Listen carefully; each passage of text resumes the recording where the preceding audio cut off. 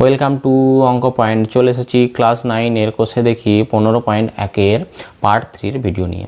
আগের দুটি পার্টে আমি ত্রিভুজ ও চতুর্ভুজের পরিসীমা ও ক্ষেত্রফল সংক্রান্ত চ্যাপ্টারের বেসিক ধারণা এবং পার্ট 2তে বিশেষ করে আমরা 2 দাগের যে রঙিন অংশের ক্ষেত্রফল সেগুলো আমরা খুব সহজে এবং সুন্দরভাবে নির্ণয় করতে পেরেছি।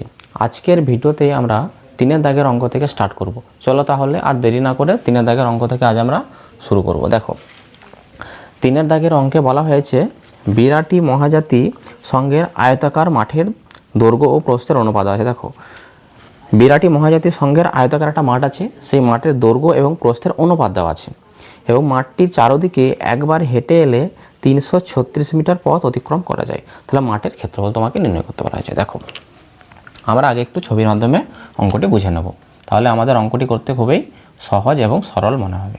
দেখো মনে করো না এটি হচ্ছে বিরাটি মহাজাতি সঙ্গের একটি আয়তাকার মাঠ, কারণ আমরা জানি আয়তক্ষেত্রের বিপরীত বাহুগুলো সমান হয়।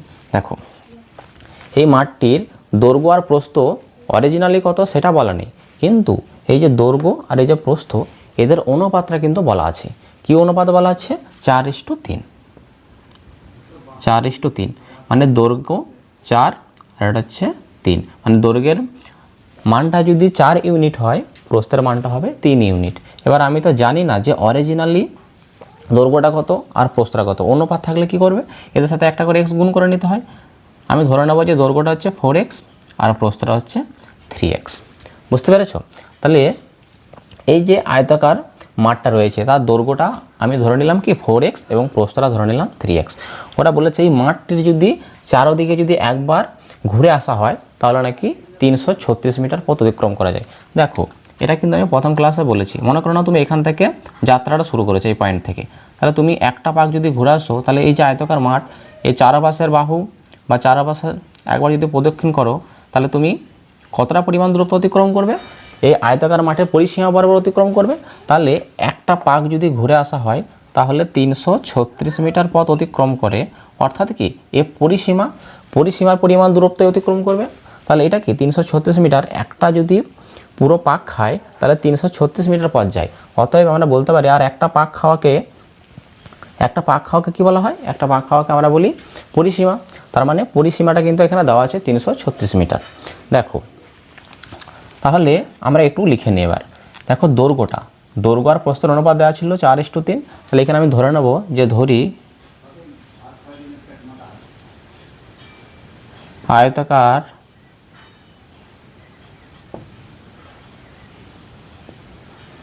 মাঠের দৈর্ঘ্য, আমি ধরে নিলাম যে আয়তাকার মাঠের দৈর্ঘ্যটা যেহেতু অনুপাতটা 4:3 ছিল তাহলে আমি ধরে নেব কি 4x আর 4x মিটার, এককটা দেখবে মিটারে আছে। ওকে, তাহলে আমি ধরে নিলাম আয়তাকার মাঠের দৈর্ঘ্যটা হচ্ছে 4x মিটার আর আয়তাকার মাঠের প্রস্থটা কত? দেখো 3 অনুপাত ছিল, দেখো অনুপাতটা 3 ছিল, 3 ইউনিট, তাহলে সেটা একটা x গুণ করবো, তাহলে 3x মিটার। তাহলে দেখো এই যে মাঠটা এর আমি দৈর্ঘ্য এবং প্রস্থ ধরে নিয়েছি 4x এবং 3x। এবার দেখো এই যে 336 মিটার একবার যদি ঘুরে আসে এই মাঠের চারপাশে তাহলে 336 মিটার পথ অতিক্রম করে। আর আমরা জানি মাঠের চারপাশে একটা পাক বা একবার যদি ঘুরে আসা হয় তাহলে পরিসীমা পরিমাণ দূরত্ব অতিক্রম করা যায়। তাহলে এটা পরিসীমা দেওয়া আছে। ওকে, তাহলে দেখো আমরা কি লিখতে পারি তাহলে? আয়তাকার মাঠের পরিসীমা। দেখো আয়তাকার মাঠের পরিসীমা তুমি কী করে নির্ণয় করবে? দেখো এই সূত্রটি বা এই রাশিমালাটি আমি প্রথম ক্লাসে তোমাদের বুঝিয়েছি যে আয়তাকার মাঠের পরিসীমা, আয়তাকার মাঠের দৈর্ঘ্য এবং প্রস্থ যদি দেওয়া থাকে সেখান থেকে তুমি পরিসীমা কী করে নির্ণয় করবে? আমরা তার সূত্র বা রাশিমালাটা জানি 2 দৈর্ঘ্য প্লাস প্রস্থ। তাহলে 2 যেমন আছে রেখে দাও। দেখো দৈর্ঘ্যটা কত? দৈর্ঘ্যটা আমি পেয়েছি 4x প্লাস এখানে প্রস্থ কত আছে? প্রস্থ হচ্ছে 3x। ওকে, তাহলে 2 4x প্লাস 3x, এটা কি পেলাম আমি? এটা পেলাম পরিসীমা। এখানে কি লিখবো? মিটার লিখবো। ভালো করে বুঝবে। তাহলে আয়তাকার মাঠের দৈর্ঘ্য এবং প্রস্থ যখন দেওয়া ছিল তখন তার পরিসীমা আমি কত পেলাম? 2 দৈর্ঘ্য প্লাস প্রস্থ, অতএব 2 4x প্লাস 3x, এটা আমি কি পেলাম? এটা পেলাম পরিসীমা। এটা আমি পেলাম পরিসীমা। ওকে, কিন্তু কোয়েশ্চেনে পরিসীমা দেওয়া আছে কত? 336 মিটার। কারণ একবার চারপাশে ঘুরে আসার পর 336 মিটার পথ অতিক্রম করে, অর্থাৎ পরিসীমার সমান দূরত্ব পথ অতিক্রম করে। তাহলে দেখো এটা পরিসীমা, আবার এটাও পরিসীমা, তাহলে এই ভ্যালুটা আর এই ভ্যালুটা আমি এখন সমান করে দেবো, কারণ এটা পরিসীমাকে নির্দেশ করছে 336 মিটার। আর আমি এখান থেকে এই দেখো দৈর্ঘ্য এবং প্রস্থ দেওয়া ছিল, সেখান থেকে আমি পরিসীমা কত নির্ণয় করেছি? 2 × দৈর্ঘ্য প্লাস প্রস্থ। তাহলে আমি লিখতে পারি অতএব, বা তুমি এখানে প্রশ্নানুসারে লিখবে,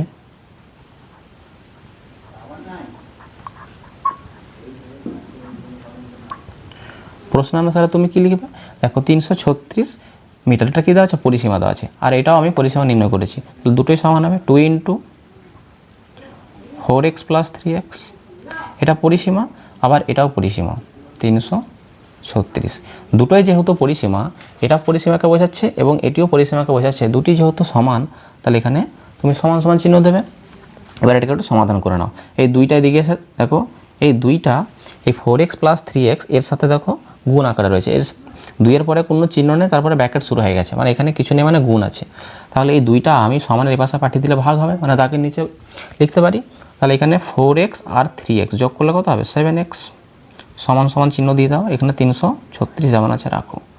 আর এই 2 দেখো, এই 4x + 3x অর্থাৎ এই ব্র্যাকেটের সাথে গুণ আকারে ছিল, তাহলে এই সাইডে এসে ভাগ হয়ে যায়, ভাগ মানে নিচে লেখা।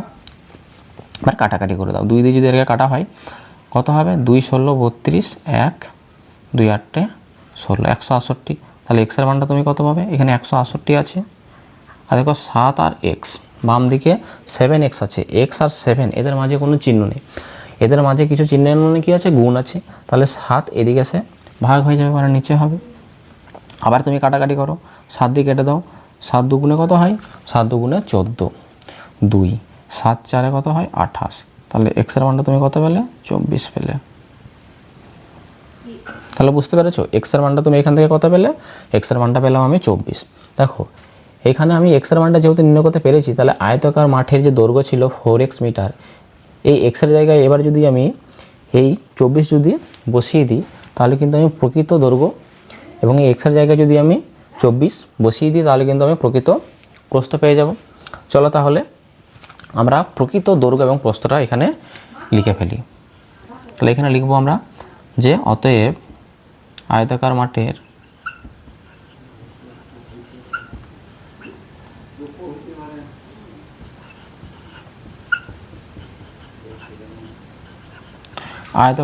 দৈর্ঘ্য কত ছিল? 4x। ওকে, 4x। তাহলে 4 যেমন আছে থাকবে এখানে, দেখো 4 আর x এদের মাঝে কোনো চিহ্ন নেই, এদের মাঝে কিছু চিহ্ন নেই মানে গুণ আছে, তাহলে গুণ।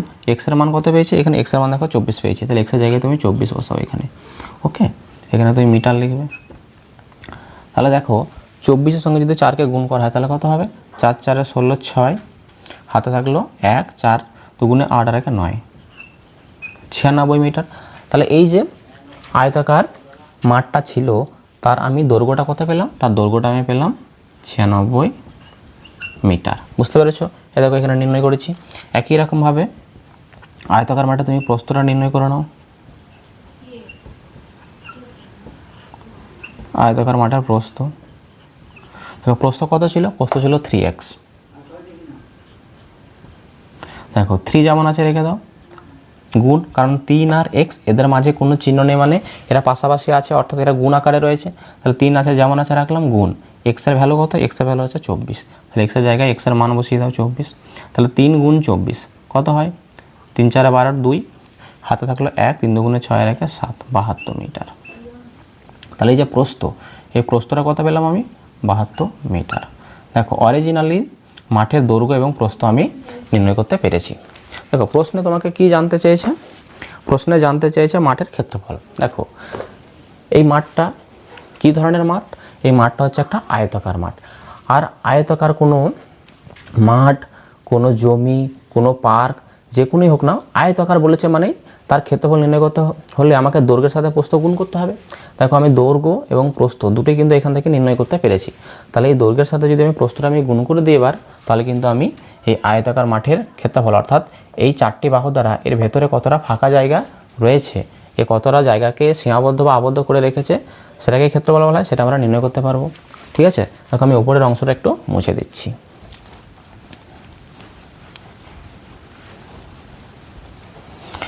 তাহলে তুমি এখানে লিখবে অতএব আয়তাকার মাঠের ক্ষেত্রফল।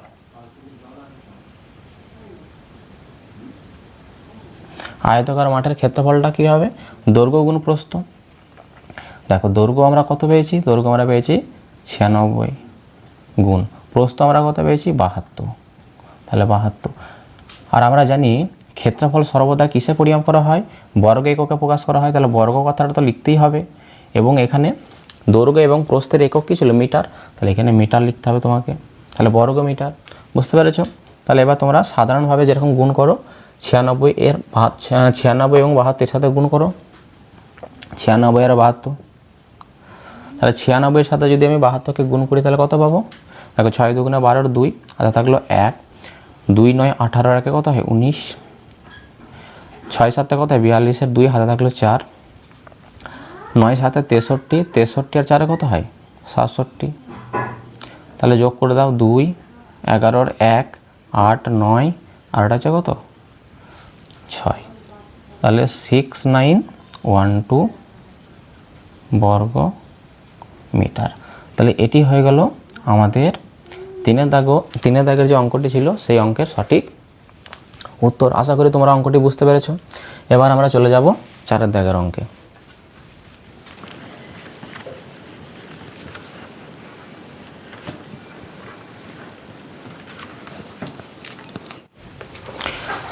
দেখো 4 দাগের অঙ্কে বলা হয়েছে প্রতি বর্গমিটারে 3.50 টাকা হিসেবে সমরদের একটি বর্গাকার জমি চাষ করতে খরচ হয় 1400 টাকা।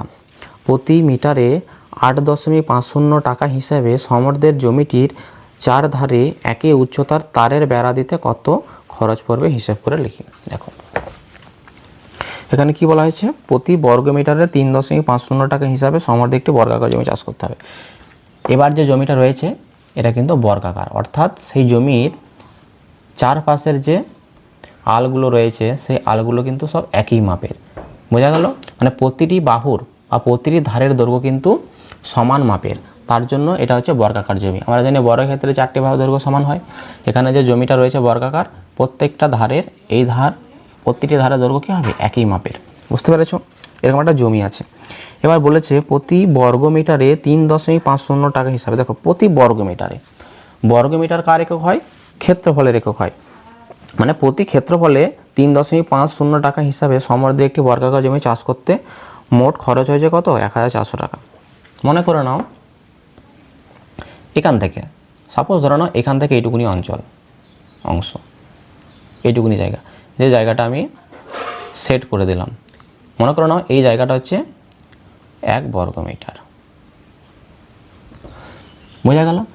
1 বর্গমিটার, এইটুকুনি জায়গা হচ্ছে 1 বর্গমিটার। এই 1 বর্গমিটার জমি যদি আমি চাষ করি, মনে করো না এইটুকুনি জায়গা হচ্ছে 1 বর্গমিটার, এইটুকুনি জায়গা যদি আমি চাষ করতে যাই তাহলে আমার খরচ হবে 3.50 টাকা। কত খরচ হবে? 3.50 টাকা। এবার এরকমভাবে এই হিসেবে এই প্রতি মানে 1 বর্গমিটারে 3.50 টাকা মানে 3.5 টাকা হিসাবে পুরো এই জমিটা, পুরো ভেতরে তো অনেক আরও জায়গা তো এখনো বাকি রয়েছে, এই পুরো জায়গাটা এই হিসেবে খরচ হয়েছে কত? 1400 টাকা। কত টাকা খরচ হয়েছে? 1400 টাকা। তাহলে এর ভেতরে ফাঁকা জায়গা কতটা পড়েছিল? কারণ যদি 1 বর্গমিটার জায়গা হয় তাহলে 3.50 এই টাকাটা খরচ হয়, কিন্তু খরচ হয়েছে মোট 1400 টাকা। নিশ্চয়ই ক্ষেত্রফলটা 1 বর্গমিটার থেকে বেশি আছে, তার জন্য খরচ বেশি হয়েছে। কারণ এখানে যদি আরও 1 বর্গমিটার নিই তাহলে আরও 3.5 টাকা খরচ হবে, আরও যদি 1 বর্গমিটার নিন আরও 3.5 টাকা খরচ হবে। এরকমভাবে করতে করতে মোট 1400 টাকা খরচ হয়েছে। তাহলে 1400 টাকা খরচ হওয়ার পিছনে কত বর্গমিটার জায়গা ছিল? তার জন্য 1400 টাকা খরচ হয়ে গেছে। এটা আমরা কী করে নির্ণয় করব? দেখো আগে আমি এই যে বর্গাকার জমি রয়েছে এর ক্ষেত্রফলটা নির্ণয় করে নেব, যে এই ক্ষেত্রফলের জন্য 1400 টাকা খরচ হয়েছে, 1400 টাকা। যে ক্ষেত্রফলটা কত ছিল যার জন্য আমার এই 1400 টাকাটা খরচ হলো। তাহলে আমরা এখানে লিখতে পারি যে 1 বর্গমিটারে প্রতি বর্গমিটারে 3.50 টাকা, এই কথারই অর্থ হচ্ছে 1 বর্গ মিটারে খরচ হচ্ছে 3.50 টাকা। 1 বর্গ মিটারকে প্রতি বর্গ মিটার বলা হয়।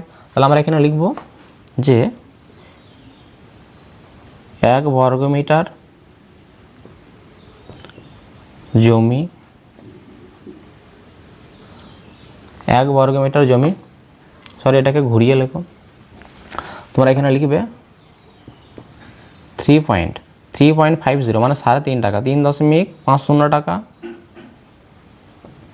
খরচ হয়, 3.50 টাকা খরচ হয় 1 বর্গ মিটারে।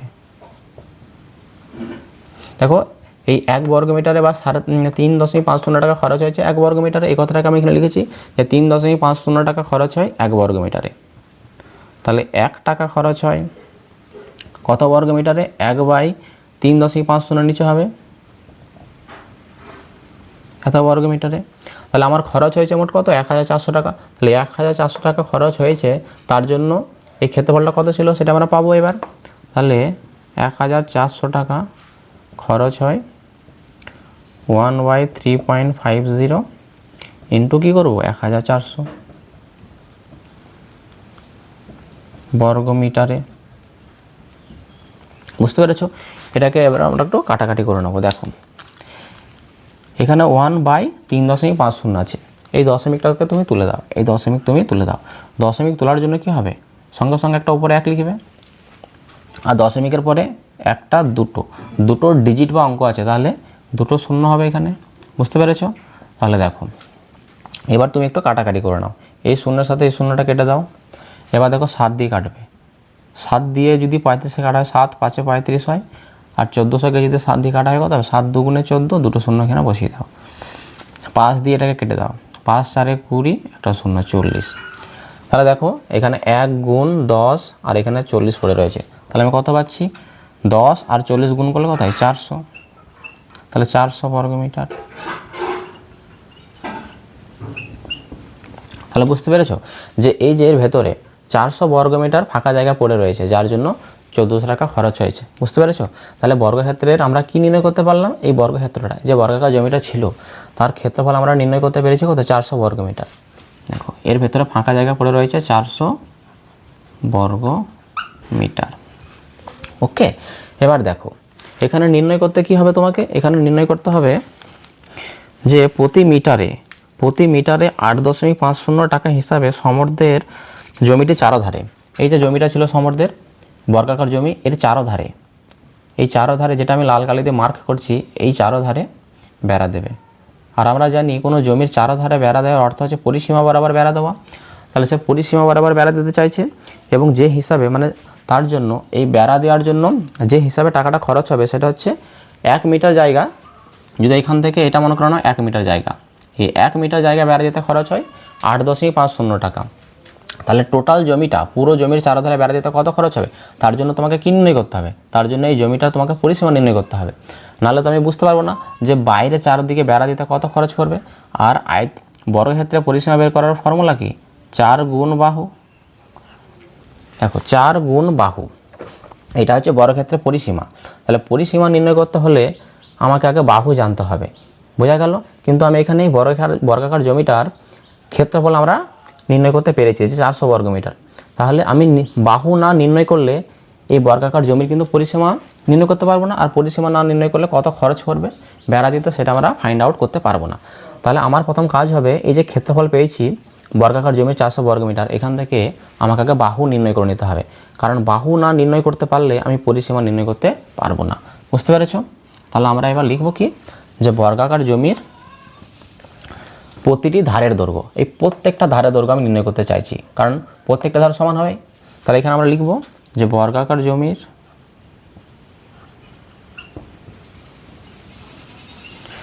প্রতিটি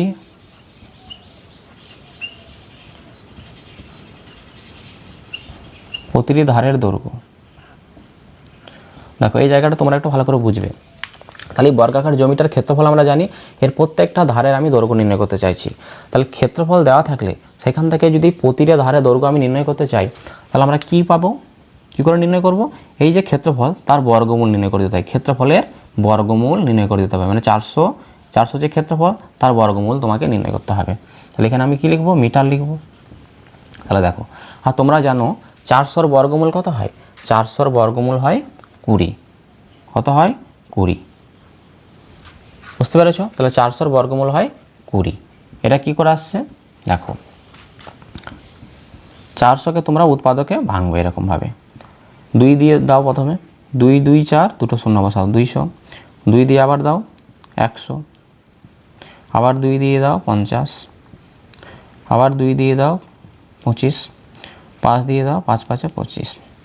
তুমি যদি এরকমভাবে সরাসরি নাও বুঝতে পারো তাহলে তুমি কি করবে, এই 400 আছে, 400কে এরকমভাবে উৎপাদকে বিশ্লেষণ করবে, মৌলিক সংখ্যায় ভাঙবে। দিয়ে এখানে 400কে ভেঙে আমি কি পেয়েছি, 1 2 3 4, 4টে 2 পেয়েছি, 1 2 3 4, আর একটা দুটো 5 পেয়েছি এখানে, 5 গুণ 5। তাহলে এবার কি লিখব, রুটের ভেতরে দেখো, রুটের ভেতরে ডবল সংখ্যা আছে, দেখো ডবল সংখ্যা থাকলে বাইরে এসে তারা সিঙ্গেল একটা করে সংখ্যা লিখব। দেখো এই দুটো 2 থেকে একটা 2 হবে, বোঝা গেল? রুটের ভেতরে যদি স্কোয়ার থাকে, স্কোয়ারযুক্ত সংখ্যা অর্থাৎ ডবল সংখ্যা থাকলে বাইরে এসে একটা হবে, মানে এই দুটো জোড়া থেকে একটা করে হয়। তাহলে এই দুটো 2-এর জোড়া থেকে একটা 2 আসলো, আর এই দুটো 2-এর জোড়া থেকে আর একটা 2 আসলো, আর এখানে দুটো 5 আছে, এই এক জোড়া 5 থেকে একটা 5 আসবে।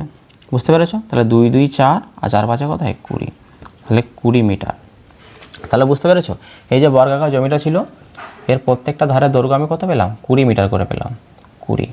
তাহলে তোমরাই বলো এবার পরিসীমা খুব সহজেই আমি নির্ণয় করতে পারবো, কারণ 4 গুণ বাহু, 4-এর সাথে 20 গুণ করে দিলে তুমি কি পেয়ে যাবে, এই বর্গাকার জমির পরিসীমা পেয়ে যাবে। তাহলে আমি বেড়া দিতে কত খরচ পড়বে সেটা আমি খুব সহজেই নির্ণয় করতে পারবো। দেখো আমি উপরের অংশটাকে একটু মুছে দিই, এটা 20 পেয়েছি। তাহলে এবার আমরা লিখতে পারি যে অতএব বর্গাকার জমির পরিসীমা, কারণ আমরা জানি বেড়া পরিসীমা বরাবর দেওয়া হয়, তাহলে পরিসীমাটা নির্ণয় করতে হবে, কারণ পরিসীমা যা হবে বেড়ার দৈর্ঘ্য সেই মাপেরই হবে। তাহলে দেখো সূত্র হচ্ছে 4 গুণ বাহু, মানে 4 গুণ বাহু, বাহু কত নির্ণয় করলাম, 20। এখানে মিটার লিখবে। তাহলে 4 গুণ 20, 4 20 কত হয়, 80 হয়। তাহলে 80 মিটার। তাহলে বর্গাকার জমির পরিসীমাটা কত পেলাম, পরিসীমাটা পেলাম আমরা 80 মিটার। এবার দেখো প্রশ্নের মধ্যে বলা ছিল প্রতি মিটারে, প্রতি মিটার বলতে বোঝায় 1 মিটার, 1 মিটার বেড়া দিতে 8.50 টাকা খরচ হয়েছিল। বইটা তোমরা দেখবে, দেখো বইয়ের মধ্যে দেওয়া ছিল প্রতি মিটারে 8.50 টাকা হিসাবে যদি খরচ হয় তাহলে পুরো চারোধারে বেড়া দিতে কত খরচ পড়বে। দেখো এখান থেকে এইটুকুনি জায়গা যদি 1 মিটার হয় তার জন্য খরচ হচ্ছে 8.50 টাকা, কিন্তু পুরো জায়গাটা কত হয়েছে এবার 80 মিটার হয়েছে, তাহলে তার জন্য তো আমার বেশি খরচ পড়বে। তাহলে এখানে আমরা লিখব যে 1 মিটার বেড়া দিতে খরচ,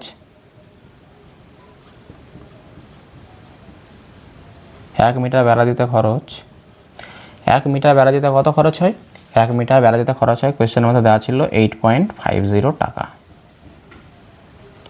প্রতি মিটারে। আর প্রতি মিটার কথা অর্থ হচ্ছে 1 মিটার, তাহলে 1 মিটার বেড়া দিতে খরচ হচ্ছে 8.50 টাকা, কিন্তু আমার কত মিটার বেড়া দিতে হবে, 80 মিটার বেড়া দিতে হবে। তাহলে 80 মিটার বেড়া দিতে খরচ কত হবে, এই 8.50 তার সাথে গুণ হয়ে যাবে কত, 80 গুণ হয়ে যাবে। বুঝতে পেরেছ? দেখো এখানে টাকা অবশ্যই লিখবে। এবার 8.50 এর সাথে যদি আমি 80 গুণ করে দিই তাহলে আমার উত্তরটা চলে আসবে। দেখো এটা 8.50, এখন দশমিকটা তুমি ভুলে যাও, মনে করো যে দশমিকটা নেই, তাহলে এটা 850 তার সাথে গুণ করতে হবে কত, 80কে গুণ করতে হবে, গুণ করে দাও। তাহলে 850 দশমিক, দেখো আমি দিইনি, দশমিকটা পরে গুণে বসিয়ে দেবে। তাহলে 850 তার সাথে গুণ করবো 80, তাহলে গুণ করো 0 0 0 গুণ 0 5 8 40 0 হাতে 4 8 8 64 64 4 কত হয় 68 0 0 0 8 আর 6, তাহলে এটা পেলাম আমরা 68,000 পেলাম। কিন্তু দেখো এটা দশমিক যুক্ত সংখ্যা ছিল, তাহলে দশমিক এখানে রয়েছে, দশমিকের পরে কয়টা ডিজিট ছিল, একটা দুটো, তাহলে শেষের থেকে দশমিকটা এখন এখানে রয়েছে, দশমিক 2 ঘর, তাহলে বাম দিকে চলে আসবে এখানে 1 2, তাহলে 10 মিটার কোথায় চলে আসবে, এই জায়গাতে চলে আসবে। তাহলে দেখো 680.00, দশমিকের পরে শূন্যের কোনো মূল্য নেই, তাহলে 680। তাহলে আমরা কত পেলাম, 680। তাহলে বুঝতে পারলে যে বর্গাকার জমির চারধারে প্রতি মিটারে 8.50 এই হিসাবে তুমি যদি বেড়া দিতে চাও তাহলে 80 মিটার বেড়া দিতে হবে। কারণ 80 মিটার বেড়া দিতে তাহলে খরচ পড়বে কত, 680 টাকা। এটি হয়ে গেল এই অঙ্কের সমাধান। এবার আমরা দেখে নেব 5 দাগের অঙ্কটি।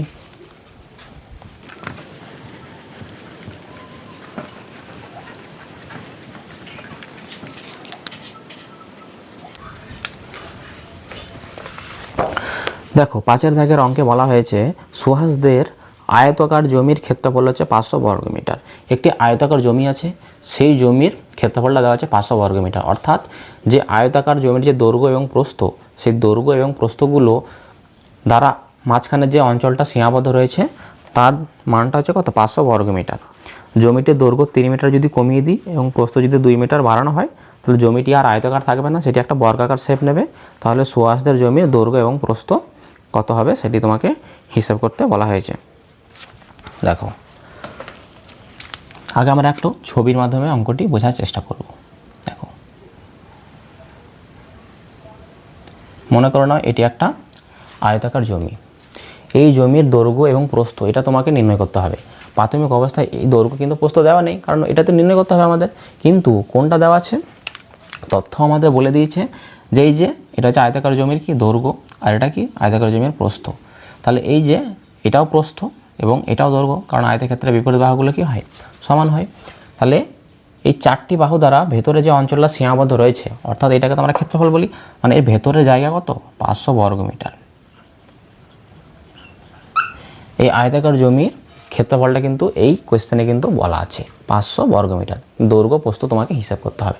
তাহলে দৈর্ঘ্য প্রস্থ তো দেওয়া নেই, তাহলে দৈর্ঘ্য প্রস্থ যেহেতু দেওয়া নেই তাহলে সর্বপ্রথম তোমার কাজ হবে যে আমি ধরে নেব যে আয়তাকার জমির দৈর্ঘ্যটা হচ্ছে কি x মিটার আর প্রস্থটা আমি ধরে নেব y মিটার। আর আমরা এটাও জানি যে আয়তাকার জমি হোক, আয়তাকার মাঠ হোক, আয়তাকার পার্ক হোক, তার পরিসীমা নির্ণয় করার সূত্র কি, দৈর্ঘ্যের সাথে প্রস্থকে গুণ করলে আমরা ক্ষেত্রফল নির্ণয় করতে পারি। দৈর্ঘ্যের সাথে প্রস্থ গুণ করলে আমরা ক্ষেত্রফল পাই, কিন্তু ক্ষেত্রফল এখানে কিন্তু কোশ্চেনে দেওয়া আছে। তাহলে x গুণ y করলে আমি কত পাবো, 500 পাবো, কারণ x আর y এর গুণফল কত হবে এবার 500। তার আগে আমাকে এখানে লিখে নিতে হবে যে আয়তাকার জমির দৈর্ঘ্যটা হচ্ছে x মিটার এবং প্রস্থ হচ্ছে y মিটার, কারণ এটা আমাকে নির্ণয় করতে হবে, এটা কিন্তু প্রশ্নের মধ্যে বলা নেই। তাহলে তুমি এখানে প্রথমে লিখে নেবে যে ধরি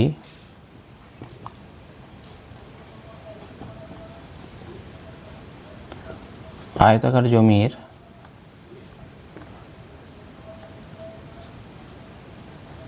দৈর্ঘ্যটা কত, x মিটার, এটি আমি ধরে নিলাম। আয়তাকার জমির প্রস্থটা কত ধরে নেবে, y মিটার। তুমি চাইলে a b p q তোমার যেরকম সুবিধা হবে তুমি সেই হিসাবে ধরে নিতে পারো। x y যে সর্বদা ধরতে হবে এমনটা কিন্তু মানে নেই। এবার দেখো তাহলে আয়তাকার জমির দৈর্ঘ্য আমি ধরে নিচ্ছি x মিটার, আয়তাকার জমির প্রস্থ আমি ধরে নিচ্ছি y মিটার। তাহলে দেখো তাহলে এই আয়তাকার জমির ক্ষেত্রফলটা কী হবে, দৈর্ঘ্য যখন আমি x ধরেছি, প্রস্থ যখন আমি y ধরেছি, সেক্ষেত্রে দৈর্ঘ্য যখন x, প্রস্থ যখন y, তাহলে সেক্ষেত্রে জমিটির ক্ষেত্রফল কত হবে। তাহলে ক্ষেত্রফলের সূত্র তো আমরা জানি, দৈর্ঘ্যের সাথে প্রস্থ গুণ করতে হয়, দৈর্ঘ্য তো হচ্ছে x আর প্রস্থ কত y, তাহলে x ইন্টু y, এদের মাঝে আমি চিহ্নটা দিলাম না, x আর y পাশাপাশি আছে, এর অর্থ হচ্ছে এদের মাঝে গুণ চিহ্নই আছে। তাহলে ক্ষেত্রফল হচ্ছে xy বর্গমিটার। বুঝতে পেরেছ? তাহলে দৈর্ঘ্য যখন x, প্রস্থ যখন y, তখন এই জমির ক্ষেত্রফলটা কত, xy বর্গমিটার, এটাই আমরা জানি। কিন্তু কোয়েশ্চেনের মধ্যে এবার তো দেওয়াই আছে যে ক্ষেত্রফল কত, 500 বর্গমিটার। তাহলে এটি হচ্ছে ক্ষেত্রফল, আবার এখান থেকে আমি পাচ্ছি এটাও ক্ষেত্রফল, তাহলে xy-ও ক্ষেত্রফল, আবার 500 এটাও ক্ষেত্রফল। তাহলে এটা আর এটা সমান হবে, কারণ এরা একই জিনিসকে নির্দেশ করছে। তাহলে আমরা লিখতে পারি এখানে শর্তানুসারে বা প্রশ্নানুসারে তোমার যেটা সুবিধা হবে তুমি সেটা লিখবে। শর্তানুসারে xy কি, এটি আয়তাকার, এই যে জমি রয়েছে তার ক্ষেত্রফলকে নির্দেশ করছে, আর ক্ষেত্রফল এখানে মান কিন্তু বলে দিয়েছে কোয়েশ্চেনের মধ্যে। তাহলে এটা সমান সমান আমি কি লিখতে পারি, 500 লিখতে পারি, কারণ দুটো, এটা ক্ষেত্রফলকে নির্দেশ করছে এবং এটিও এই একই আয়তাকার জমির ক্ষেত্রফলকে নির্দেশ করছে, দুটো একই জমির ক্ষেত্রফলকে নির্দেশ করছে, তাহলে সমান হয়েছে এরা। তাহলে xy সমান সমান 500, এটাকে আমি একটা সমীকরণ নাম দিলাম, 1 নম্বর সমীকরণ নাম দিলাম। বুঝতে পেরেছো? এই পর্যন্ত বুঝতে পেরেছো? এবার দেখো, এবার একটা কন্ডিশন ওরা বলে দিয়েছে। কি কন্ডিশন বলে দিয়েছে? এই যে প্রাথমিক অবস্থায় যে আয়তাকার জমিটা ছিল, এই জমির প্রাথমিক অবস্থায় দৈর্ঘ্য কত ছিল? x metre. এই জমিটির প্রস্থ কত ছিল? y metre. এবার কন্ডিশন ওরা বলেছে যদি এই আয়তাকার জমির দৈর্ঘ্যটা যদি 3 মিটার কমানো হয়, 3 মিটার কমানো হলে কীরকমভাবে হবে? মনে করো এখান থেকে দেখো জমিটা এখান থেকে দৈর্ঘ্যটা এত দূর পর্যন্ত ছিল, এবার এখান থেকে এত দূর না গিয়ে মনে করো এখান থেকে এতটা এসছে, মনে করো এইখান থেকেই দেখো এই জায়গাটা আমি জিগজাগ করে দিচ্ছি, এই জায়গাটা দেখো এইটুকুনি জায়গা মনে করো নাও 3 মিটার, 3 মিটার ছিল, তাই 3 মিটার কমালে এখন এই জায়গা থেকে হবে, এটা কমে এখানে এসে থেমে যাবে। তাহলে 3 মিটার যদি কমানো হয় তাহলে এখানে হবে, এবং প্রস্থ যদি 2 মিটার বাড়ানো হয়। কোয়েশ্চেনের মধ্যে বলা আছে, দেখো ভালো করে পড়ে নেবে, যে জমিটির দৈর্ঘ্য 3 মিটার কমালে এবং প্রস্থ 2 মিটার বাড়ালে জমিটি বর্গাকার শেপ নেবে। তাহলে আমি দেখো এই পর্যন্ত দৈর্ঘ্যটা এখান থেকে এই পর্যন্ত ছিল, তখন ছিল কত? x। আমি 3 মিটার কমানোর ফলে মনে করো এখান থেকে কমে এখানে এসে থেমেছে, তাহলে এখান থেকে এতটা পাচ্ছি আমি। আর প্রস্থকে যদি আমি 2 মিটার বাড়াই, দেখো প্রস্থ আগে কত ছিল প্রাথমিক অবস্থা? এখান থেকে এটা ছিল, কত মান ছিল এর? y। প্রস্থটা কত ছিল? y। এবার 2 মিটার বাড়িয়ে দিয়েছি, 2 মিটার বাড়ালে মনে করো এতটা হয়ে গেছে। আগে মনে করো না এরকম জায়গা দিয়ে ছিল, এখন এখান থেকে এতটা বাড়লো, 2 মিটার বেড়েছে। ওকে, তাহলে এরকম একটা শেপ তৈরি হয়েছে, জমিটার শেপটা এখন এরকম হয়ে গেছে। আগে এরকম শেপ ছিল, দৈর্ঘ্য 3 মিটার কমানো এবং প্রস্থ 2 মিটার বাড়ানোর ফলে জমিটি এরকম একটা শেপ নিয়েছে, অর্থাৎ এই জমিটি বর্গাকার শেপ নিয়েছে। কোয়েশ্চেনের মধ্যে বলেছে জমিটি নাকি বর্গাকার হয়ে যায়। এই জমিটি বর্গাকার কখন হয়েছে? যখন দৈর্ঘ্য 3 মিটার কমে গেছে এবং প্রস্থ 2 মিটার বেড়ে গেছে। এবার দেখো কোয়েশ্চেন হচ্ছে, দৈর্ঘ্য তো প্রাথমিক অবস্থায় ছিল x আর প্রস্থ ছিল প্রাথমিক অবস্থায় y, তাহলে এখন নতুন যে বর্গাকার শেপের যে জমিটা তৈরি হলো তার দৈর্ঘ্য এবং প্রস্থ কি হলো? কমে কতটা, মানে অরিজিনালি কত, মানে কোন মাপে এসে দাঁড়ালো? তাহলে প্রথমে ছিল x, তাহলে x থেকে তো 3 কমে গেছে, তাহলে x - 3 হবে এখন দৈর্ঘ্যটা। আর প্রস্থ প্রাথমিক অবস্থা ছিল y, এখন 2 মিটার বেড়ে গেছে, তার সাথে যোগ হয়ে যাবে। তাহলে আমি নতুন দৈর্ঘ্য এবং প্রস্থ পেয়ে গেছি।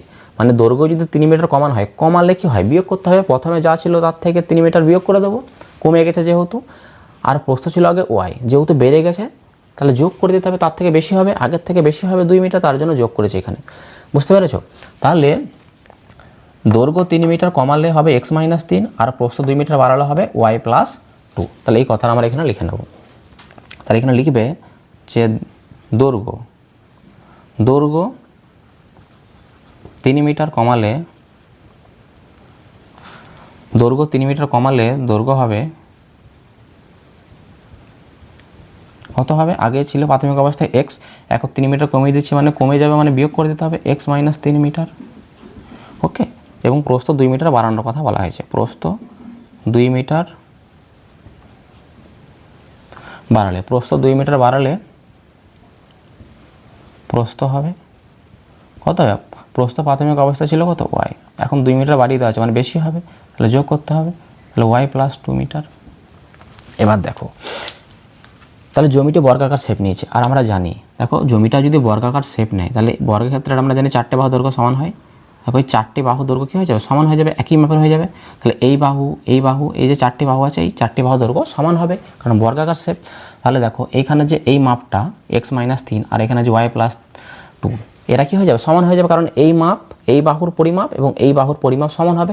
তাহলে আমি লিখতে পারি না যে x - 3 = y + 2, কারণ এই দুটো বাহু সমান হবে, কারণ এটা এবং এটা সমান। তাহলে আমি লিখব অতএব x - 3 = আমি কি লিখতে পারি? y + 2 লিখতে পারি, কারণ যেহেতু জমিটি বর্গাকার শেপ নিয়েছে তার জন্য প্রত্যেকটা বাহু দৈর্ঘ্য সমান হবে। এটিও বর্গক্ষেত্রের বাহু এবং এটিও বর্গক্ষেত্রের বাহু, তাহলে এদের তো একই হওয়ার কথা, তার জন্য আমি মাঝে সমান সমান চিহ্নটা দিয়েছি। এবার দেখো এখান থেকে তুমি যদি বা লিখবে, x এর মানটা নির্ণয় করো। x = কী লিখবে? তাহলে x সমান এখানে y + 2 সমান, ডান দিকে যেরকম আছে তেমন লিখবে y + 2। আর এখানে দেখো সমানের বাম দিকে -3 ছিল, এটাকে যদি সমানের ডান দিকে নিয়ে চলে যায় তাহলে +3 হবে। তাহলে x সমান আমি কি লিখতে পারি? y প্লাস, দেখো প্লাসে প্লাসে প্লাস হয়, 2 আর 3 কত হয়? 5 হয়। তাহলে এখান থেকে আমি x এর একটা মান পেলাম কত? y + 5। বুঝতে পেরেছো? তাহলে x এর মানটা আমি কত পেলাম? y + 5। এবার দেখো এই যে x এর মান আমি y + 5 পেয়েছি, এখানে দেখো একটা সমীকরণ আমি নামকরণ করেছিলাম, xy = 500, এটাকে আমি 1 নম্বর সমীকরণ করেছিলাম। এবার এই 1 নম্বর সমীকরণে এক্সের জায়গাতে আমি ওয়াই প্লাস 5 লিখে ক্যালকুলেশনটা শুরু করব।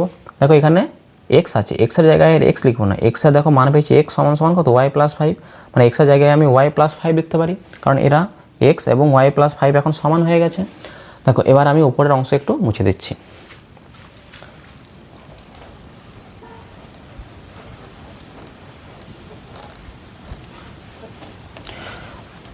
তাহলে তুমি এবার লিখবে যে এক্স সমান সমান ওয়াই প্লাস 5 1 নম্বর সমীকরণে বসিয়ে পাই। এই কথাটা তুমি এখানে লিখবে যে এক্স সমান সমান ওয়াই প্লাস 5, দেখো এক্স সমান সমান ওয়াই প্লাস 5 এটা 1 নম্বর সমীকরণে বসিয়ে পাই। তাহলে 1 নম্বর সমীকরণটা কী ছিল, এখানে এক্স ওয়াই সমান 500 ছিল, এটি ছিল 1 নম্বর সমীকরণ। এবারে এই সমীকরণে এক্সের জায়গায় ওয়াই প্লাস 5 রিপ্লেস করে দাও। আর দেখো প্রথমেই এক্স আছে, তাহলে প্রথমেই এক্স আছে, এক্সের জায়গায় তুমি ওয়াই প্লাস 5 লিখো। তাহলে এখানে এক্স ছিল, এক্সের জায়গায় আমি লিখবো কি ওয়াই প্লাস 5, এবং এক্স আর ওয়াই এখানে গুণ ছিল, তাহলে তুমি এখানে কি করবে, গুণ চিহ্ন দাও, অথবা নাও দিতে পারো। তাহলে এখানে ওয়াই যেমন আছে লিখে দাও, কারণ ওয়াইয়ের মান তো আমরা জানি না।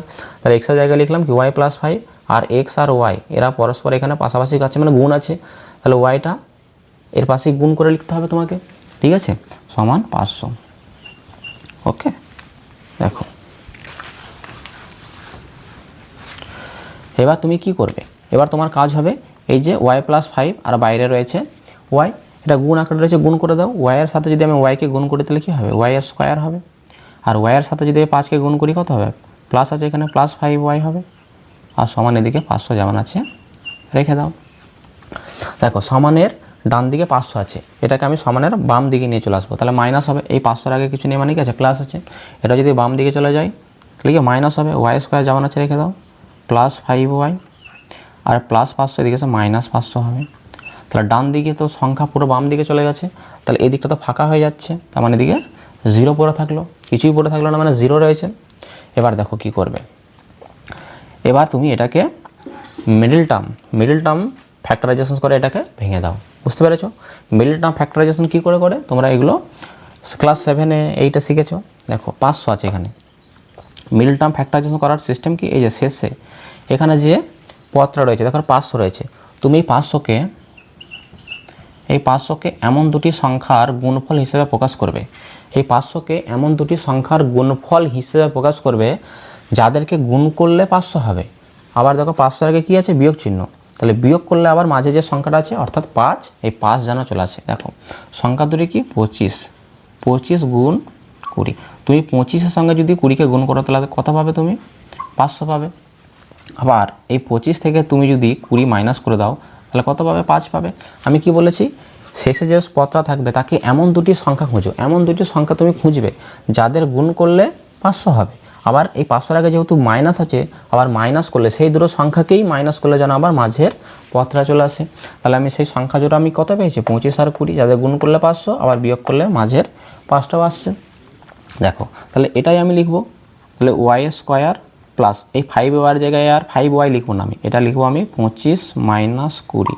দেখো 25 থেকে 20 বাদ দিলে তাও কিন্তু 5 হয়, আর এখানে ওয়াইটা ছিল, তাহলে ওয়াই বাইরে লিখবে, আর মাইনাস দিয়ে এখানে 500 সমান 0, বুঝতে পেরেছো।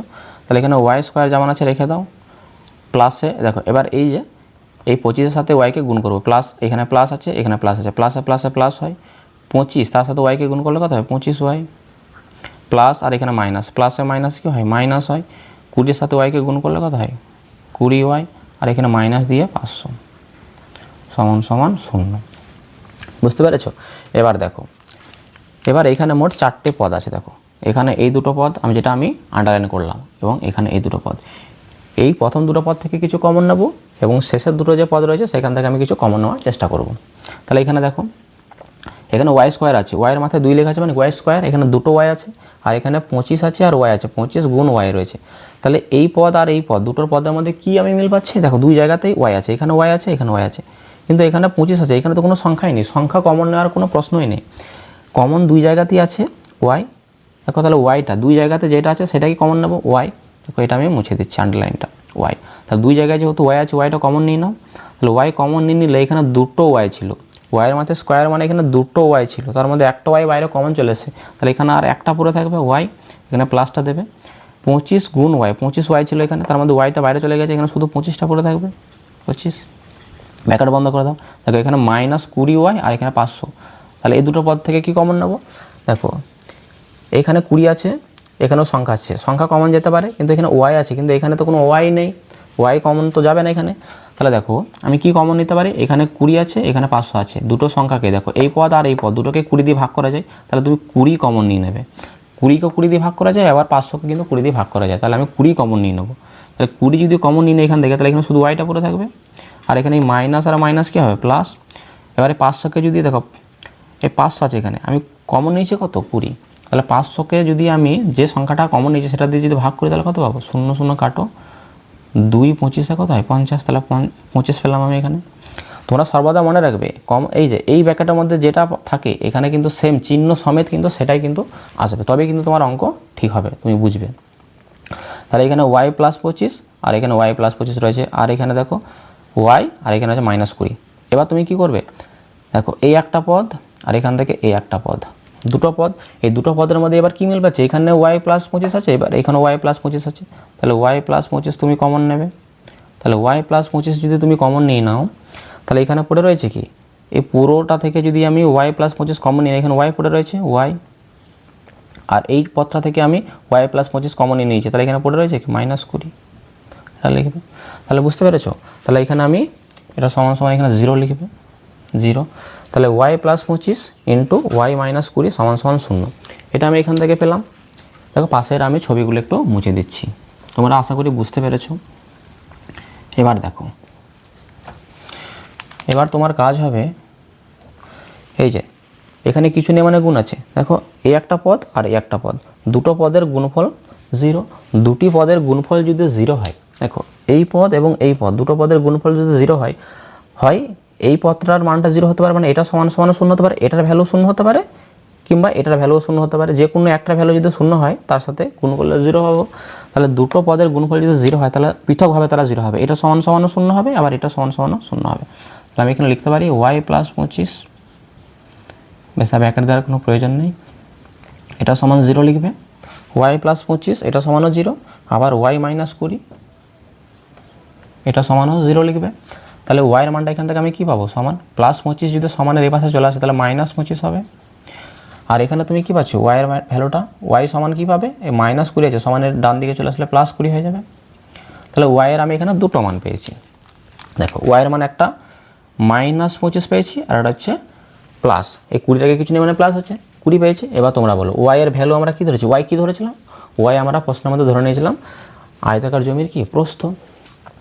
দেখো প্রস্থের মান দেখো 25-এর আগে মাইনাস চিহ্ন আছে, মানে ঋণাত্মক নেগেটিভ মান, মানে 0-এর থেকেও কম। তোমরাই বলো একটা জমির প্রস্থ কি 0-এর থেকেও কম হওয়া কি সম্ভব, কখনোই সম্ভব নয়। তাহলে এই নেগেটিভ বা ঋণাত্মক মানটা নেওয়া যাবে না, পজিটিভ ভ্যালু নিতে হবে। তাহলে ওয়াইয়ের মানটা হচ্ছে 20, বুঝতে পেরেছো। তাহলে ওয়াইয়ের মানটা আমি কত নেব, 20 নেব, আর ওয়াই আমরা কি ধরেছিলাম, ওয়াই ধরেছিলাম আমরা প্রস্থ। তাহলে লিখবো এখানে জমিটির প্রস্থ, জমিটির প্রস্থ কত হবে 20 মিটার হবে, বুঝতে পেরেছো।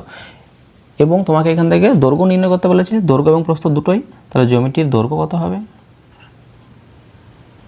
তাহলে দৈর্ঘ্য সমান সমান তুমি কি লিখবে, দৈর্ঘ্য তো ছিল x ধরেছিলাম এখানে, দেখো x আর ওয়াইকে গুণ করলে তো 500 হয়, তাহলে এই 500কে যদি আমি এই প্রস্থ যদি ভাগ করে দিই তাহলে কত পাবো, এই 0-এর সাথে এই 0টা কেটে দাও, 2 25-এ কত হয় 50, তাহলে 25 মিটার।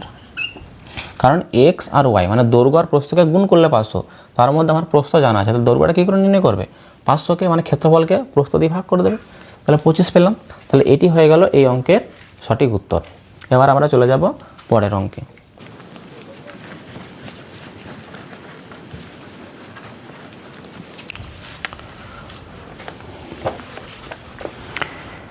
এবার আমরা দেখে নেব 6-এর দাগের অঙ্কটি। দেখো 6-এর দাগের অঙ্কে বলা হয়েছে আমাদের গ্রামে একটি বর্গাকার জমির প্রতিটি বাহুর দৈর্ঘ্য 300 মিটার। দেখো বর্গাকার জমি, আমরা জানি বর্গাকার জমি বলেছে মানে আমার মাথায় ক্লিক করে গেছে, বর্গাকার জমি 4টে বাহুর দৈর্ঘ্য সমান হবে, অর্থাৎ প্রত্যেকটা বাহুর দৈর্ঘ্য কিন্তু 300 করে, এবং বাহুর দৈর্ঘ্য বলা হয়েছে 300 মিটার। এই বর্গাকার জমির চারোধার একই উচ্চতার 3 ডেসিমিটার চওড়া দেয়াল দিয়ে ঘিরব। হিসাব করে দেখি প্রতি 100 বর্গমিটার জমিতে 5,000 টাকা হিসাবে দেওয়ালের জন্য কত খরচ পড়বে সেটা আমাকে হিসাব করতে বলা হয়েছে। প্রতিটি অঙ্কের মতো আমরা আগে ছবির মাধ্যমে বুঝবো, তারপরে আমরা একটু একটু করে সামনের দিকে এগোবো, তাহলে তোমাদের দেখবে বুঝতে অনেক সুবিধা হবে। দেখো আমরা এবার দেখে নেব 6 দাগের অঙ্কটি। দেখো এখানে বলা হয়েছে আমাদের গ্রামে একটি বর্গাকার জমির প্রতি বাহু দৈর্ঘ্য 300 মিটার। এখানে আমি একটা বর্গাকার জমি এখানে এঁকে নিলাম। মনে করো না এটি একটা বর্গাকার জমি যার প্রতিটি ধারের দৈর্ঘ্য কত 300 মিটার করে। এটা 300 হলে এটিও 300 হবে, এটাও 300 মিটার এবং এটাও 300 মিটার। ওকে, কারণ বর্গাকার জমি প্রত্যেকটা ধারের দৈর্ঘ্য সমান হবে। এবার বলেছে এই বর্গাকার জমির চারধারে একই উচ্চতা 3 ডেসিমিটার চওড়া দেওয়াল দিয়ে ঘিরব। দেখো এখানে দেখো ভালো করে তোমরা একটু বুঝবে, এই বর্গাকার জমির চারধারে, এই বর্গাকার জমির চারধারে বলতে এই বাইরে দিয়ে কিন্তু করে দিলে হবে না, কারণ বাইরের দিক দিয়ে করে দিলে, কারণ তোমার জমির সীমানাই হচ্ছে এই যেটা আমি লাল কালি দিয়ে মার্ক করেছি, যেটা আমি অঙ্কন করেছি, সেটাই কিন্তু তোমার জমির পুরো বাইরের সীমানা। এর বাইরের দিক দিয়ে পাঁচিল দিয়ে দাও চারপাশে, বলতে তো অনেকে আবার বুঝবে যে বাইরের দিক দিয়ে পাঁচিল দিয়ে দিয়েছে, বাইরের জায়গাগুলো তো তোমার নয়, কারণ তোমার লোকের জায়গাতে তো বেড়া দিতে হবে, পাঁচিল দিতে দেবে না। তাহলে তোমাকে চারধারে বেড়া দিতে হবে, পাঁচিল দিতে হবে, মানে কি তোমাকে চারধারে পাঁচিল দিতে হবে, অর্থাৎ এই ভেতরের দিক দিয়ে আমি পাঁচিলটা দেবো, যেটা আমি কালো কালি দিয়ে আঁকছি। দেখো ওরা বাইরে দিয়ে কিন্তু করবে না, বাইরে দিয়ে করলে কিন্তু অঙ্কটি ভুল হয়ে যাবে, কারণ আমার লাল যেটা দাগ সেই পর্যন্তই আমার জমি, এর বাইরে কিন্তু অন্য লোকের জমি হতে পারে। এখান দিয়ে আমি যদি পাঁচিল দিয়ে দিই সেটা লোকের জায়গায় চলে যাবে, লোকের জায়গায় তো পাঁচিল দিতে দেবে না। তাহলে এই যে কালো কালি দিয়ে যেটা আমি আঁকলাম এটা হচ্ছে মনে করো নাও পাঁচিল, এই জায়গাটা পাঁচিল দেবে, এখান দিয়ে পাঁচিলটা দেবে। ওকে, এখান দিয়ে পাঁচিলটা দেবে এবং পাঁচিলটা দেওয়ার পর মনে করো এইরকম ভেতরে এতটা এই যে এরকমভাবে চলে এসছে, বুঝতে পেরেছ? এবার দেখো তাহলে বলেছে এই বর্গাকার জমির চারধারে একই উচ্চতা 3 ডেসিমিটার চওড়া দেয়াল দিয়ে ঘিরবে। এই দেখো এটা হচ্ছে বাইরের বর্গাকার জমিটা হচ্ছে বাইরের ওর সীমানাটা, আর এখান থেকে এটা পাঁচিল দিয়ে মনে করো ভেতরের দিকে এতটা এসেছে, এখান থেকে পাঁচিল শুরু করেছে ভেতরের দিকে মনে করো এতটা এসেছে, তাহলে এখান থেকে এটা বলছে 3 ডেসিমিটার চওড়া হয়েছে পাঁচিল, এখান থেকে এতটা নিয়ে 3 ডেসিমিটার চওড়া হয়েছে, কিন্তু এককটা ডেসিমিটারে দেওয়া আছে। এবার তোমরাই বলো 3 ডেসিমিটার চওড়া, 3 ডেসিমিটার চওড়া, কিন্তু এককটা এখানে মিটার আছে বাহু দৈর্ঘ্যটা, তাহলে এটা আমাকে মিটারে নিয়ে যেতে হবে। ডেসিমিটারকে মিটার করতে হলে কি হয়, মিটারের পরে ডেসিমিটার হয়, তাহলে ডেসিমিটারকে মিটার করতে হলে তাকে 10 দিয়ে ভাগ করে দিতে হয়। তাহলে 3কে যদি আমি 10 দিয়ে ভাগ করে দিই তাহলে এটা মিটারে চলে যাবে, তাহলে এটা 3কে যদি 10 দিয়ে ভাগ করি তাহলে 0.3 হবে, কারণ দশমিকটা বাম দিকে এক ঘর শিফট হয়ে যাবে। তাহলে 0.3 যেটা 3 ডেসিমিটার বলেছিল সেটাকে আমি মিটারে কনভার্ট করে নিলে এটা 0.3 মিটার হবে। তার মানে পাঁচিলটা বাইরে যেটা আমার সীমানা তার থেকে ভেতরের দিকে কতটা গেছে 0.3 মিটার, প্রত্যেক দিকে 0.3 মিটার করে ভেতরের দিকে চলে এসছে, বুঝতে পেরেছো? তাহলে এই জায়গাটাতে পাঁচিলটা রয়েছে, তাহলে পাঁচিলটা চওড়া কত 0.3 মিটার। এবার দেখো হিসাব করে দেখতে হবে আমাকে যে প্রতি বর্গ মিটারে জমিতে 5,000 টাকা দেওয়ালের জন্য কত খরচ পড়বে, বর্গ মিটারে বলেছে। তার মানে আমাকে পাঁচিলটা কতটা জায়গাতে রয়েছে, এখানে যে পাঁচিলটা আমি দিয়েছি এই পাঁচিলটা ঠিক কতটা জায়গাতে রয়েছে, অর্থাৎ পাঁচিলের ক্ষেত্রফল কিন্তু তোমাকে নির্ণয় করতে হবে, বুঝতে পেরেছো? এবার এই পাঁচিলের ক্ষেত্রফল তুমি কি করে নির্ণয় করবে, পাঁচিলের ক্ষেত্রফলটা নির্ণয় করবে তুমি কি করে, এই দেখো আমি এই যে বাইরে পুরো বর্গাকার জমির আমি বাহুর দৈর্ঘ্য জানি, অর্থাৎ প্রত্যেকটা ধারা দৈর্ঘ্য জানি। এই পুরো যে লাল কালি যে বর্ডার সেইখান থেকে দেখো এখানে দুটো বর্গক্ষেত্র তৈরি হয়েছে, লাল কালি দিয়ে একটা আর ভেতরে কালো কালি দিয়ে একটা। আমি যদি পুরো এই যে লাল কালি দিয়ে যেটা আঁকা আছে সেই বর্গক্ষেত্রের ক্ষেত্রফল থেকে যদি আমি এই যে কালো কালি দিয়ে যে ভেতরে একটা বর্গক্ষেত্র তৈরি হয়েছে তার ক্ষেত্রফলটা, মানে এই ক্ষেত্রফলটা যদি আমি বের করে দিই, পুরোটার ক্ষেত্রফল থেকে যদি আমি এই অংশটার এইখানে যে ভেতরে যে বর্গক্ষেত্রটা তৈরি হয়েছে তার ক্ষেত্রফল যদি আমি মাইনাস করে দিই তাহলে কিন্তু আমি এইটুকুনি জায়গা পড়ে থাকবে, তাহলে এইটুকুনি জায়গার আমি ক্ষেত্রফল নির্ণয় করতে পারবো। আর এইটুকুনি জায়গাতে কে রয়েছে, পাঁচিলটা রয়েছে, তাহলে ক্ষেত্রফলটা আমি খুব সহজেই হিসাব করতে পারবো। তাহলে আমাদের প্রথম কাজ হবে এই যে বর্গাকার যে জমি রয়েছে তার ক্ষেত্রফলটা আমাকে হিসাব করে নেওয়া, অরিজিনালি যে জমিটা রয়েছে বর্গাকার। ওকে, তাহলে এখানে আমরা লিখব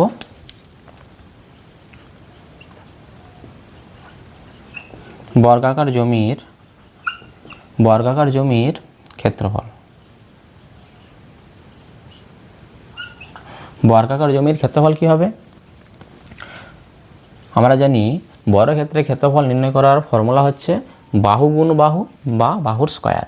তাহলে বাহুটা কত আছে, প্রতিটা ধারে দৈর্ঘ্য কত আছে 300, তাহলে 300 স্কয়ার করে দেবে এখানে 300 স্কয়ার। একক কী লিখবে, বর্গ মিটার লিখবে। তাহলে বর্গাকার জমির এই পুরো লাল কালি দিয়ে যেটা আমি বর্গক্ষেত্রটা এঁকেছি পুরোটা ভেতর সব জায়গাটার ক্ষেত্রফল কত 300, তার স্কয়ার বর্গ মিটার। তুমি এটাকে এরকমভাবে রেখে দাও। এবার দেখো ভেতরে এই যে এই জায়গাটা দেখো, এবার এটার এই ভেতরে একটা যে বর্গক্ষেত্র তৈরি হয়েছে এর ক্ষেত্রফলটা তুমি কী করে নির্ণয় করবে, পাঁচিল বাদ দিয়ে ভেতরে যে বর্গক্ষেত্রটা রয়েছে এর দৈর্ঘ্যটা, কারণ এর যদি আমি ক্ষেত্রফল নির্ণয় করতে চাই তাহলে এর আমাকে বাহুর দৈর্ঘ্য জানতে হবে। এবার এর বাহুর দৈর্ঘ্যটা কত করে পাবো, আমি কী করে পাবো, দেখো আমরা জানি এখান থেকে পুরো বাইরে এটা হচ্ছে কত 300, আর এখান থেকে এইটুকুনি কত 0.3, কারণ এখান থেকে প্রত্যেক দিকে পাঁচিলটা 0.3 এত মিটার করে চওড়া পেয়েছি। তাহলে এইদিকে 0.3 এবং এইদিকে 0.3 যদি কমিয়ে দিই আমি পুরোটা থেকে, পুরো 300 থেকে এদিকে 0.3 এবং এদিকে 0.3, অর্থাৎ 0.3 সাথে 2 গুণ করলে কত হয় 0.6 যদি কমিয়ে দিই 300 থেকে, তাহলে আমি এখান থেকে এটা পেয়ে যাব, আর এখান থেকে এটা পেয়ে গেলে ভেতরে যে বর্গক্ষেত্রটা রয়েছে তার আমি কি নির্ণয় করতে পারবো, প্রত্যেকটা ধারের দৈর্ঘ্য নির্ণয় করতে পারবো। তাহলে এখানে আমরা লিখব যে পাঁচিল বাদে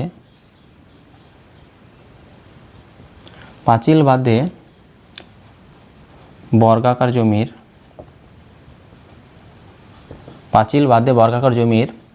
প্রতিটি ধারের দৈর্ঘ্য, পাঁচিলটা যদি বাদ দিয়ে দিই এখান থেকে এটা এবং এখান থেকে এটা, তাহলে যে বর্গাকার জমিটা পাবো এটা বর্গাকার জমি পাবো, তার প্রত্যেকটা ধারের দৈর্ঘ্য আমি নির্ণয় করতে চাইছি। তাহলে পাঁচিল বাদে বর্গাকার জমির প্রতিটি ধারের দৈর্ঘ্য কত পাবে, পুরোটা হচ্ছে 300, তাহলে 300 সেখান থেকে বিয়োগ করে দিতে হবে কত 0.3, বিয়োগ করবো দুই দিকে, এইদিকে একবার এইদিকে একবার, দুইবার, তাহলে 2 গুণ করে দেবে এখান থেকে এটা। তাহলে কত পাচ্ছ 300 থেকে যদি আমি দেখো 0.3 সাথে যদি 2কে গুণ করে তাহলে 0.6 হবে। তাহলে 300 থেকে যদি আমি 0.6 বাদ দিই তাহলে কত পাবো, দেখো 300, এটা দশমিক দিয়ে দুটো শূন্য নিয়ে নাও, এখান থেকে বাদ দিতে হবে কত 0.6 মাইনাস করে দাও, তাহলে এটা কত হবে 4 পাবো। এটা আমি দেখো 300 থেকে আমি বাদ দেবো 0.6, তাহলে 10 থেকে যদি আমি 6 বাদ দিই তাহলে 4 হাতে 1, এটা 9 পাবো, এটা 9 পাবো, আর এটা হচ্ছে 2, তাহলে 299.4 এত মিটার লিখবে এখানে, বুঝতে পেরেছ। তাহলে 299.4 মিটার। তাহলে পাঁচিল বাদে, তাহলে এইখান থেকে পাঁচিল এবং এখান থেকে পাঁচিল বাদ দিলে এই যে বর্গাকার জমিটা এইটুকুনি, এর আমি প্রতিটি ধারা দৈর্ঘ্য আমি নির্ণয় করতে পেরেছি কত 299.4 মিটার। এবার এর আমি ক্ষেত্রফলটা নির্ণয় করে দিতে পারবো, কারণ এটাও একটা বর্গাকার জমি। তাহলে বর্গক্ষেত্রের ক্ষেত্রফল নির্ণয় করার ফর্মুলা তো আমরা জানি বাহু স্কয়ার, বাহু এবার কত হয়েছে এখানে 299.4। তাহলে এবার আমরা লিখব যে পাঁচিল বাদে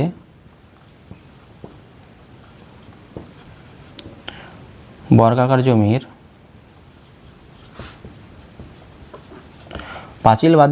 জমির ক্ষেত্রফল। তাহলে পাঁচিল বাদে বর্গাকার জমির ক্ষেত্রফলটা তুমি কি করে নির্ণয় করবে, কত পেয়েছো বাহুটা 299.4, এটা বাহু, তাহলে তার স্কয়ার করে দেবে বর্গ মিটার। এবার দেখো এই পুরো বর্গাকার জমির ক্ষেত্রফল আমি কত পেয়েছি 300, তার স্কয়ার, আর এই যে ভেতরে যেটা আমি রাইট চিহ্ন দিলাম তার ক্ষেত্রফলটা কত 299.4, তার স্কয়ার। তাহলে আমি এটা থেকে যদি আমি এটা বাদ দিয়ে দিই তাহলে কোনটা পড়ে থাকবে, এই পাঁচিলের ক্ষেত্রফলটা পেয়ে যাবো আমি। তাহলে এবার আমি লিখবো অতএব পাঁচিলের ক্ষেত্রফল।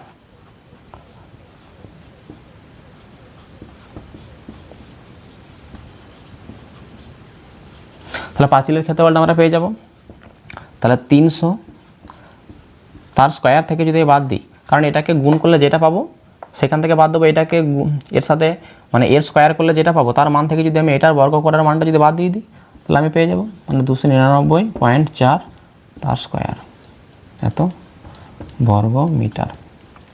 আমি এরকমভাবে কেন রেখে দিয়েছি, তোমরা এটা স্কয়ার করে কিন্তু করতে পারো, কারণ 300 তার স্কয়ার করে তুমি যে মানটা পাবে সেখান থেকে বিয়োগ করে দেবে এটার স্কয়ার করে যে মানটা পাবে, এরকম করলে অনেকটা অঙ্কটা সহজ হবে। তাই আমরা 300 তার স্কয়ার করে তার ভ্যালুটা এখানে লিখিনি, ঠিক আছে। দেখো এবার আমরা একটা সূত্র প্রয়োগ করব। দেখো তোমরা সকলেই পড়েছো a² - b², এর সূত্র হচ্ছে a + b * a - b। দেখো এই 300 তার স্কোয়ার আছে, মাঝে মাইনাস, আবার 299.4 তার মাথায় স্কোয়ার আছে। এই 300কে যদি আমি এ ধরে নিই আর 299.4কে যদি আমি বি ধরে নিই, তাহলে এ স্কোয়ার মাইনাস বি স্কোয়ার হবে। এটাকে এ ধরে নাও এ স্কোয়ার মাইনাস, এটাকে বি ধরে নাও বি স্কোয়ার। তাহলে এ প্লাস বি ইন্টু এ মাইনাস বি, এই ফর্মেট আমরা সাজিয়ে দেবো। তাহলে এ হচ্ছে কি 300, তাহলে এ প্লাস বি মানে 300 প্লাস 299.4, একবার যোগ, আর এটাকে বিয়োগ করবো একবার গুণ দিয়ে। তাহলে 300 মাইনাস 299.4। তাহলে দেখো 300 তার সাথে যদি আমি 299.4কে যোগ করি, তাহলে কত? 300 সঙ্গে 200 যোগ করলে কত হয়? 500। তাহলে 599.4, 599.4, এখানে কিছু নিয়ে মানে গুণ আছে। আর 300 থেকে যদি আমি 299.4 বাদ দিই, তাহলে কত? 0.6 হবে। তাহলে এত বর্গ মিটার। তাহলে এবার তুমি গুণ করে দাও। দেখো এই দশমিক, দেখো 599.4 তার সঙ্গে 0.6 গুণ করতে হবে। তুমি দশমিক এখন ভুলে যাও, মনে করো যে দশমিক নেই। তাহলে কি করবে? এই পুরো সংখ্যাটাকে 5994 তার সাথে গুণ করবে 6কে। দেখো এখানে আমি গুণটা করছি, দেখো 5994 তার সাথে গুণ করবো কত? 6, গুণ করে দাও। দশমিক পরে আমরা গুণে বসিয়ে দেবো। 4 6 কত হয়? 24, 24-এর 4 হাতে 2, 6 9 54, 54 আর 2 কত হয়? 54 দিয়ে 56, 6 হাতে 5, 6 9 54, আবার 6 9 54, 54 আর 5 কত হয়? 59, 59-এর 9 হাতে 5, 6 5 30 আর 5 35। বুঝতে পেরেছ? এবার দেখো দশমিকের পরে এখানে একটা ডিজিট ছিল, দশমিকের পরে এখানে একটা ডিজিট ছিল, তাহলে দুটো পাচ্ছি। দশমিকের পর মোট দুটো অঙ্ক পাচ্ছি আমি। তাহলে দেখো এখানে দশমিকটা আছে এখন, তাহলে 2 ঘর আগে দশমিকটা হবে, 1 ঘর 2 ঘর, তাহলে এখানটাতে দশমিকটা হয়ে যাবে। তাহলে 359.64 বর্গ মিটার। বুঝতে পেরেছ? তাহলে 359.64 বর্গ মিটার আমি কি পেলাম? এখানে যে পাঁচিলটা রয়েছে, এই পাঁচিলটার ক্ষেত্রফল। এবার দেখবো পাঁচিলটা কি হিসাবে এখানে খরচ হয়েছিল সেটা আমরা দেখে নেব। দেখো এই অংশটুকু আমি এবার মুছে দিচ্ছি।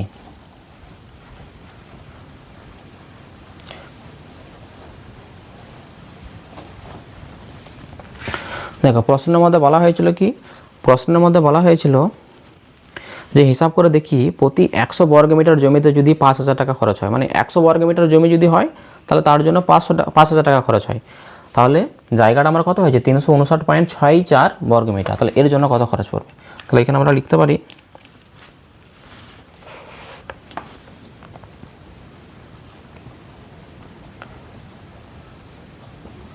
একশো বর্গ মিটার দেওয়ালের জন্য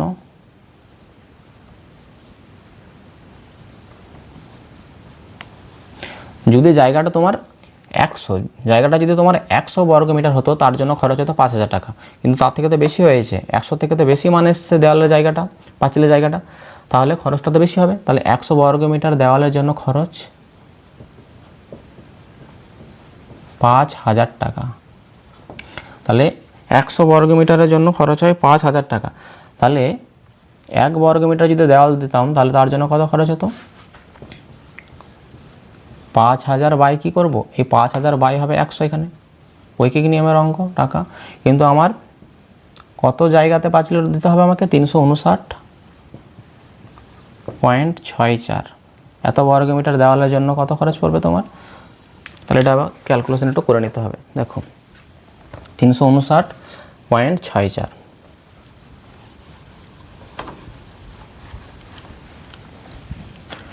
তাহলে তুমি এখানে হিসাবটা করে নাও, 5000 বাই 100 গুণ কত? 359.64। ওকে, তাহলে এখানে ডেসিমেল তুমি তুলে দাও। ডেসিমেল তোলার জন্য সঙ্গে সঙ্গে একটা 1 লিখে দাও নিচে, আর ডেসিমেলের পরে একটা দুটো অঙ্ক বলে দুটো শূন্য লেখো এখানে। ওকে, এবার একটু কাটাকাটি করে নাও। দেখো এই শূন্যের সাথে এই শূন্যটা কেটে দাও, এই শূন্যের সাথে এই শূন্যটা কেটে দাও, আর এখানে এই শূন্যের সাথে এই শূন্যটা কাটো, 5 দিয়ে কাটো, 5 দুগুণে 10, 2 দিয়ে এটাকে কেটে দাও। দেখো 2 17 কত হয়? 34, 1 2 9 18, 1 2 8 16, 2 2 4, তাহলে তুমি কত পাচ্ছ? 17,982 টাকা। তাহলে 17,982 টাকা। তাহলে এটি হয়ে গেল কিন্তু এই অঙ্কের সঠিক উত্তর। তাহলে পাঁচিলটা যে জায়গায় ছিল সেই জায়গাতে প্রতি 100 বর্গমিটার দেওয়ালের জন্য যদি 5,000 টাকা খরচ হয়, সেই হিসাবে যদি তুমি পাঁচিল দিতে চাও তাহলে তোমার কিন্তু 17,982 টাকা খরচ পড়বে। এবার আমরা দেখে নেব পরের অঙ্কটি।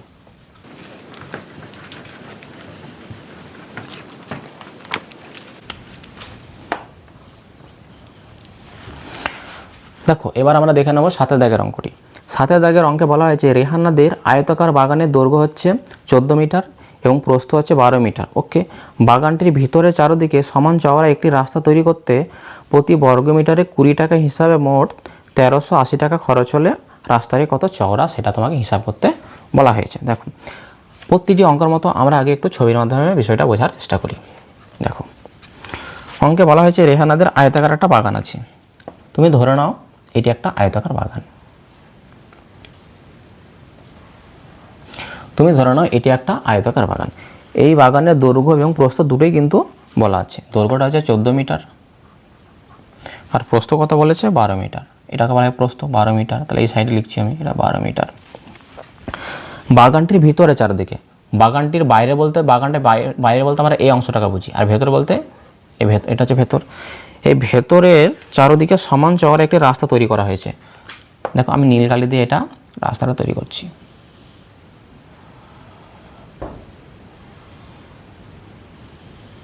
মনে করো না এই যে এই অংশটা যেটা আমি নীল কালি দিয়ে এখন শেডিং করছি সেটা হচ্ছে কি বলতো রাস্তা। এটা হচ্ছে বাগানের ভিতরে চারদিকে একটা রাস্তা, এই যে এটা হচ্ছে রাস্তাটা। ওকে, সমান চওড়া মানে সব দিক, এদিক থেকে যতটা চওড়া হবে এদিক থেকেও সেম এবং প্রত্যেক দিক থেকে কিন্তু সমান চওড়া। এবার এখানে ছবিতে আমার অতটা ঠিক নাও হতে পারে, তোমরা বুঝে নাও যে এটা কোয়েশ্চেন মধ্যে দেওয়া আছে সব দিকে কিন্তু সমান চওড়া। ওকে, এবার বলেছে যে প্রতি বর্গমিটারে 20 টাকা হিসাবে মোট রাস্তা তৈরি করতে। এই যে রাস্তাটা এখানে যে এই যে জমির এই যে আয়তাকার যে কী রয়েছে এখানে বাগান, এই বাগানের ভেতরে চারদিকে যে রাস্তাটা তৈরি করা হয়েছে এই রাস্তাটা প্রতি বর্গমিটারে 20 টাকা হিসাবে 1380 টাকা খরচ হয়েছে। এই রাস্তাটা তৈরি করতে মোট 1380 টাকা খরচ হয়েছে, কিন্তু কি হিসাবে খরচ হয়েছে প্রতি বর্গমিটারে 20 টাকা হিসাবে। মানে 1 বর্গমিটার, মনে করো না এখান থেকে এইটুকুনি হচ্ছে রাস্তাটা 1 বর্গমিটার, এইটুকুনি যদি রাস্তা হতো 1 বর্গমিটার তার জন্য খরচ হতো 20 টাকা, কিন্তু রাস্তাতে মোট খরচ হয়েছে 1380 টাকা। তাহলে আমি এখান থেকে এই রাস্তার ক্ষেত্রফল কত সেটা কিন্তু আমরা নির্ণয় করতে পারবো। তাহলে এখানে আমরা লিখে নেব প্রথমে, কি লিখে নেবে প্রথমে লিখে নাও যে আয়তাকার বাগানের দৈর্ঘ্য এবং প্রস্থ এটা দেওয়া আছে, এটাকে লিখে নাও তুমি। আয়তাকার, এটা কোয়েশ্চেনে গিভেন, এটা আমি লিখে নিচ্ছি। আয়তাকার বাগানের দৈর্ঘ্য কত 14 মিটার, এটা দেওয়া ছিল প্রশ্নে 14 মিটার। আয়তাকার বাগানের প্রস্থ এটাও কিন্তু প্রশ্নের মধ্যে বলা আছে কত 12 মিটার। তাহলে এই দুটো আমি লিখে নিলাম। ওকে, তাহলে দেখো এই যে আয়তাকার যে পুরো বাগানটা, যেটা আমি কালো কালি দিয়ে বাইরে যে বর্ডারটা দেওয়া আছে এটা হচ্ছে পুরো আয়তাকার বাগান। তাহলে এই বাগানের দৈর্ঘ্য এবং প্রস্থ দুটোই কিন্তু দেওয়া ছিল। ওকে, তাহলে এই পুরো বাগানটার ক্ষেত্রফল যদি আমি নির্ণয় করি তাহলে কত পাবো, দেখো এই পুরো বাগানের আমি ক্ষেত্রফলটা নির্ণয় করব। দৈর্ঘ্য প্রস্থ যেহেতু দেওয়া আছে তাহলে আমি খুব সহজেই নির্ণয় করতে পারবো। তাহলে আয়তাকার বাগানের ক্ষেত্রফলের সূত্র কি, দৈর্ঘ্য গুণ প্রস্থ, মানে 14 গুণ 12, এখানে বর্গমিটার লিখতে হবে অবশ্যই। তা দেখো 14 সঙ্গে 12কে গুণ করলে কত, 12 4 কত হয় 48 এর 8, হাতে থাকলে 4, 12কে 12, 12 4 কত হয় 16, 168 বর্গমিটার। তাহলে 12 সঙ্গে 14 গুণ করলে 168 হয়, এটা তোমরা গুণ করে নিতে পারবে 168 বর্গমিটার। তাহলে পুরো বাগানটার ক্ষেত্রফল হচ্ছে 168 বর্গমিটার। এবার দেখো তুমি এবার এখানে চলে আসো, এই যেখানে বলা হয়েছে যে প্রতি বর্গমিটারে 20 টাকা হিসাবে মোট 1380 টাকা খরচ হয়েছে, অর্থাৎ 1 বর্গমিটারে খরচ হচ্ছে 20 টাকা, বা 20 টাকা খরচ হয়েছে 1 বর্গমিটারে। প্রতি মিটারে খরচ হয়েছে, প্রতি বর্গমিটারে খরচ হয়েছে 20 টাকা, এটার অর্থ হচ্ছে 20 টাকা খরচ হয় 1 বর্গমিটারে। তাহলে তুমি এখানে লিখবে 20 টাকা খরচ হয় 1 বর্গমিটার রাস্তা তৈরি করতে। তুমি যদি 1 বর্গমিটার রাস্তা তৈরি করতে চাও, 1 বর্গমিটার রাস্তা, তাহলে 20 টাকা খরচ হয়। তার জন্য আমি এটাকে লিখেছি যে 20 টাকা খরচ হয় 1 বর্গমিটার রাস্তা তৈরি করতে। তাহলে যদি 1 টাকা খরচ করতাম তাহলে কত বর্গমিটার রাস্তা তৈরি করতে পারতাম, 1/20টা ভাগ হবে এখানে এসে, 1/20 বর্গমিটার রাস্তা তৈরি করতে। কিন্তু খরচটা কত হয়েছে 1380 টাকা খরচ হয়েছে। তাহলে 1380 টাকা খরচ হয়েছে, তার জন্য ক্ষেত্রফলটা কত ছিল, যে ক্ষেত্রফলের জন্য ক্ষেত্রফল কত ছিল যার জন্য 1380 টাকা খরচ হয়ে গেছে, তাহলে আমরা পেয়ে যাব। তাহলে 1380 টাকার জন্য কত ক্ষেত্রফল ছিল, 1/20 গুণ কত হবে 1380 এত টাকা। দেখো কাটাকাটি করো, এই শূন্যের সাথে এই শূন্যটা কেটে দাও, 2 দিয়ে যদি 138 কেটে দাও তাহলে কত হবে, 2 6 12 1 2 9 18, তাহলে 69 এত বর্গমিটার। তাহলে দেখো 69 বর্গমিটার এটা আমি পেলাম। এটার অর্থ কি, এই যেখানে যে রাস্তাটা রয়েছে যেটা নীল কালি দিয়ে আমি মার্ক করেছিলাম, এই জায়গাটার ক্ষেত্রফল 69 বর্গমিটার, তার জন্যই এই 20 টাকা হিসাবে খরচ হয়ে গেছিলো 1380 টাকা। বোঝা গেল? কারণ 20 টাকা খরচ হয়েছিল 1 বর্গমিটারের জন্য, কিন্তু 1380 টাকা খরচ হয়েছিল কত বর্গমিটার জায়গা, 69 বর্গমিটার বলেই কিন্তু 1380 টাকা খরচ হয়েছিল। তাহলে এই যে রাস্তাটা, এই রাস্তাটা কতটা জায়গা জুড়ে রয়েছে, 69 বর্গমিটার জায়গা জুড়ে রয়েছে। ওকে, এবার দেখো এই রাস্তাটা কতটা চওড়া সেটা আমরা কি করে বুঝবো। এবার দেখো এখানে যে কালো কালি দিয়ে যে বাইরে আমি একটা বাগান তৈরি করেছি, আয়তাকার বাগান, এটা হচ্ছে পুরো আয়তাকার বাগানটা। এবার এখান থেকে এটা কতটা চওড়া সেটা আমি জানি না, কিন্তু সমান চওড়া, চারিদিকে সমান চওড়া। আমি ধরে নেবো যে রাস্তাটা x মিটার চওড়া। যেহেতু আমি জানি না যে রাস্তাটা প্রত্যেক ধার থেকে প্রত্যেক দিক থেকে ভেতরের দিকে সমান চওড়া, তাহলে যেটা আমি জানি না সেটা আমি ধরে নেবো যে x মিটার চওড়া, x মিটার চওড়া। এদিক থেকে এটা হচ্ছে x মিটার চওড়া, প্রত্যেক সাইডে বা প্রত্যেক দিকে কিন্তু x মিটার চওড়া।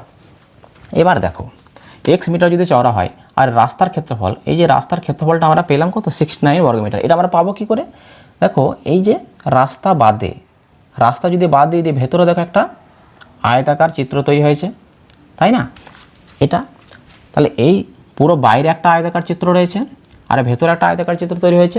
আমি যদি পুরো যে বাইরের যে আয়তাকার বাগানটা রয়েছে তার ক্ষেত্রফল থেকে যদি আমি ভেতরে যে এই আয়তক্ষেত্রটা, এর যদি ক্ষেত্রফলটা যদি বার করে দিই, তাহলে কোন অংশটার ক্ষেত্রফল আমি পড়ে থাকবে, এটা এখানে রাস্তার ক্ষেত্রফলটা পড়ে থাকবে।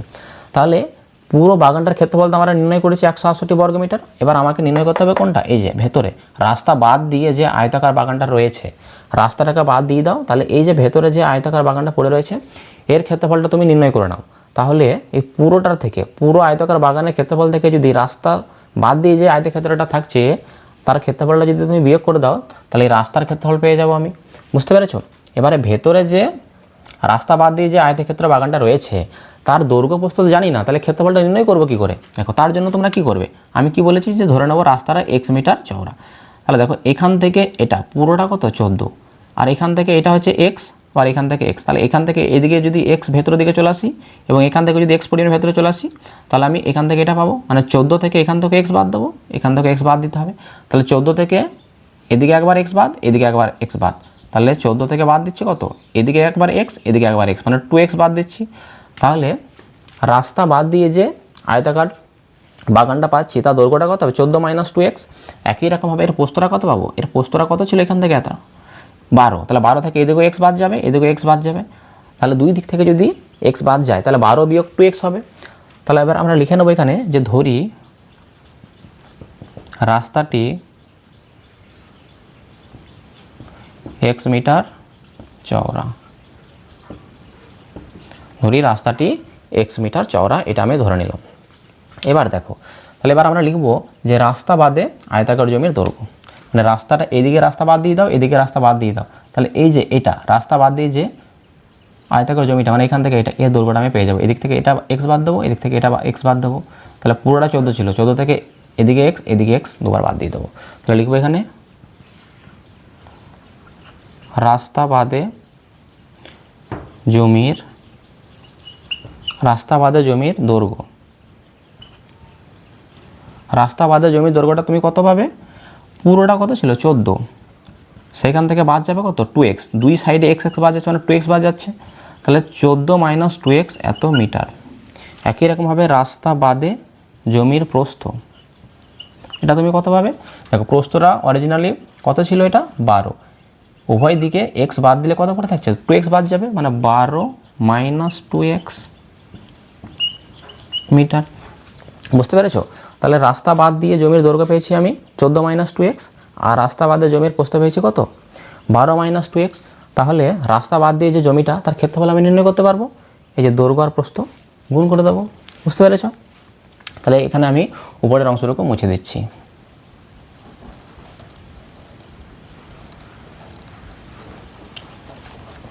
এবার আমরা লিখব অতএব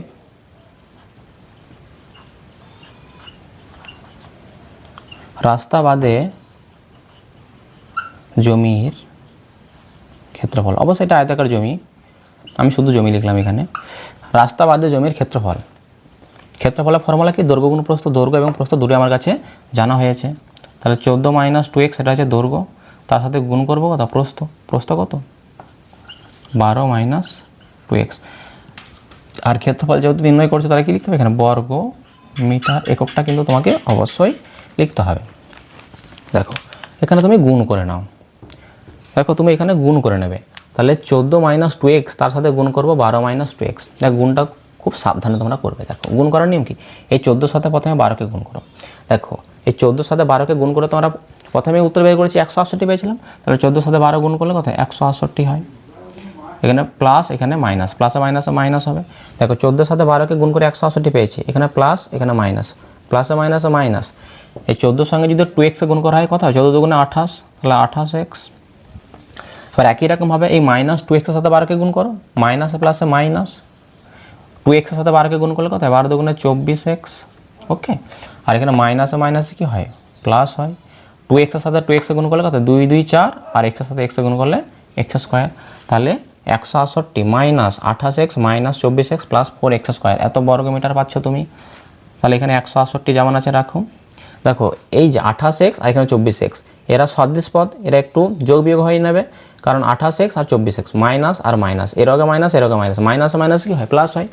তাহলে 28 আর 24কে যোগ করলে কত হয়? 28 আর 24কে যোগ করো, 28 4 12, 2 হাতে থাকলো 1 5 52, তাহলে 52, কিন্তু মাইনাস চিহ্নটা হবে, মাইনাস মাইনাসে প্লাস হয়, 28 আর 24 52 হয়, কিন্তু বড় সংখ্যার আগে মাইনাসে মাইনাস চিহ্নটা দেবে 52x, আর এখানে প্লাস 4x², এত বর্গমিটার। এখানে তোমরা বর্গমিটারটা লিখে নেবে, ঠিক আছে। দেখো তাহলে রাস্তা বাদ দিয়ে, এই যে রাস্তা বাদ দিয়ে যে জমিটা, এটার ক্ষেত্রফলটা আমরা কত পেলাম? 168 মাইনাস 52x প্লাস 4x²। আর এই পুরো জমির, পুরো আয়তাকার বাগান, এর ক্ষেত্রফলটা কত ছিল? 168। তাহলে দেখো এই পুরোটা থেকে যদি আমি এটা বাদ দিয়ে দিই, অর্থাৎ এই মানটা যদি বাদ দিয়ে দিই, 168 থেকে যদি এই মানটা বাদ দিয়ে দিই, তাহলে আমরা রাস্তার ক্ষেত্রফল পাবো। আর রাস্তার ক্ষেত্রফল কিন্তু কোয়েশ্চেনে দেওয়া ছিল 69, বুঝতে পেরেছো? তাহলে এটা আমি এবার মুছে দিচ্ছি। দেখো কত সহজভাবে অঙ্কটা আমরা করে নেব। তাহলে এখানে আমরা লিখবো শর্তানুসারে বা প্রশ্নানুসারে। শর্তানুসারে তুমি কি লিখবে? দেখো পুরো বাগানের ক্ষেত্রফল কত ছিল? 168 ছিল। ওকে, সেখান থেকে বাদ দিয়ে দেবো কত? সেখান থেকে বাদ দিয়ে দেবো রাস্তা বাদ দিয়ে যে আয়তাকার বাগানটা রয়েছে, অর্থাৎ এই অংশটা। আর এই অংশটার ক্ষেত্রফল কত পেয়েছি? এই যে এটা পেয়েছি, এটা বাদ দিয়ে দাও, এটা তুমি বাদ দিয়ে দাও। 168 মাইনাস 52x প্লাস 4x², বুঝতে পেরেছো? তাহলে এই পুরোটা থেকে যদি আমি এটা বাদ দিয়ে দিই, তাহলে আমি কি পাবো? বাগানের ক্ষেত্রফল পাবো। বাগানের ক্ষেত্রফলটা কত ছিল? 69 ছিল, বুঝতে পেরেছো? তাহলে 69 লিখলাম। মানে পুরোটা থেকে যদি এটা বাদ দিই, তাহলে রাস্তার ক্ষেত্রফল আছে, রাস্তার ক্ষেত্রফল তো কোয়েশ্চেনে গিভেন, তাহলে এটা সমান সমান 69 লিখে দিলাম আমি। এবার দেখো এই ব্যাখ্যাটা তুমি ওপেন করে দাও। 168 যেমন আছে রাখলাম, এখানে 168 যেমন আছে রাখলাম। এবার এই ব্যাখ্যাটা তুলে দিলে কি হবে? মাইনাস দিয়ে সবগুলোকে গুণ করতে হবে। মাইনাসে এখানে প্লাস আছে, মাইনাস প্লাসে মাইনাস 168 হবে এটা, এখানে মাইনাস এখানে মাইনাস, মাইনাসে মাইনাসে প্লাস হয়ে যাবে এটা 52x, আর এখানে মাইনাস প্লাসে মাইনাস 4x², আর দিকে সমান 69, বুঝতে পেরেছো? দেখো মাইনাস 168 প্লাস 168 কেটে গেল, পরে রইল কি? 52x মাইনাস 4x² সমান 69, বোঝা গেল? এবার দেখো এই যে এই সংখ্যাগুলোকে তুমি সমানের এই পাশে নিয়ে চলে যাও, তাহলে তুমি কী পাবে? দেখো এই সংখ্যাগুলোকে আমি সমানের এই পাশে নিয়ে চলে যাচ্ছি এদিকে, তাহলে এই পাশের সংখ্যাগুলোকে যদি এই পাশে নিয়ে চলে যায়, এই পাশটা পুরো ফাঁকা হয়ে যাবে, মানে 0 হয়ে যাবে। তাহলে 0 সমান সমান কী হবে? এদিকে 69 আগে থেকেই রয়েছে। এখানে দেখো মাইনাস এই প্লাস 52x আছে, এদিকে সমানের যদি ডান দিকে চলে যায় তাহলে মাইনাস হবে, মাইনাস 52x হবে। আর এটা মাইনাস 4x² আছে, এটা সমানে যদি ডান দিকে চলে যায় প্লাস হয়ে যাবে, প্লাস 4x², বুঝতে পেরেছো? এই পাশের সংখ্যাগুলোকে সব ডান দিকে নিয়ে চলে গেছে, 69 আগে থেকে রয়েছে। ওকে, আর এখানে প্লাস 52x ছিল, মাইনাস হয়েছে, এটা মাইনাস ছিল, এটা প্লাস হয়েছে, আর এই পাশটা পুরো 0 হয়ে গেছে। এবার এটাকে একটু সাজিয়ে নেবো। 4x²টাকে আগে লিখো তুমি, 4x², তারপর মাইনাস 52x, আর এখানে 69 এর আগে কিছু নেই মানে প্লাস আছে, প্লাস 69 এটা সমান সমান 0। এটাকে আমি একটু সাজিয়ে লিখে নিলাম, ঠিক আছে। এটা উল্টোপাল্টাভাবে দেওয়া ছিল, এটাকে আমি একটু সাজিয়ে নিলাম। এবার এটাকে মিডল টার্ম তুমি করে দাও। দেখো উপরের অংশটাকে আমি মুছে দিচ্ছি, নাহলে মিডল টার্ম নিচে জায়গা হবে না।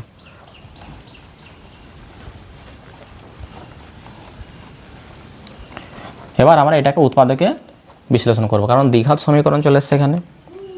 দেখো তাহলে 4x² - 52x + 69 সমান সমান 0। দেখো আমরা একটু নিচে করতেই থাকি, উপরে পরে আবার লিখবো। দেখো এখানে কত আছে, 69 আছে, আর এখানে x² সহগ দেখো 4 আছে। x² আগে এবার সহগ দেওয়া আছে, x² সহগ হচ্ছে 4, এই 4 এর সাথে 69কে গুণ করে নিতে হবে।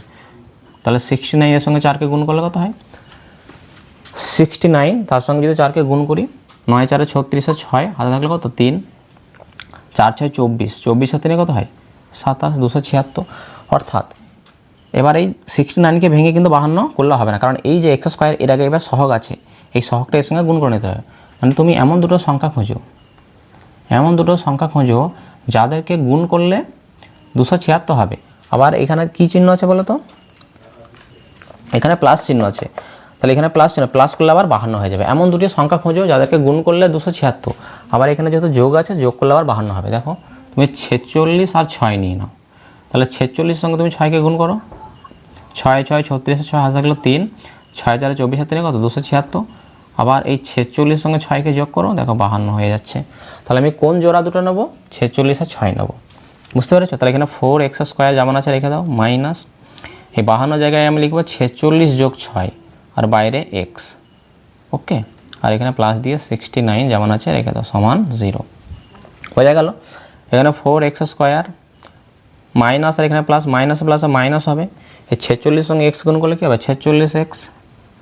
এখানে মাইনাস, এখানে প্লাস, মাইনাস প্লাসে মাইনাস, 6 এর সাথে x গুণ করলে 6x, আর এখানে প্লাস 69 সমান 0।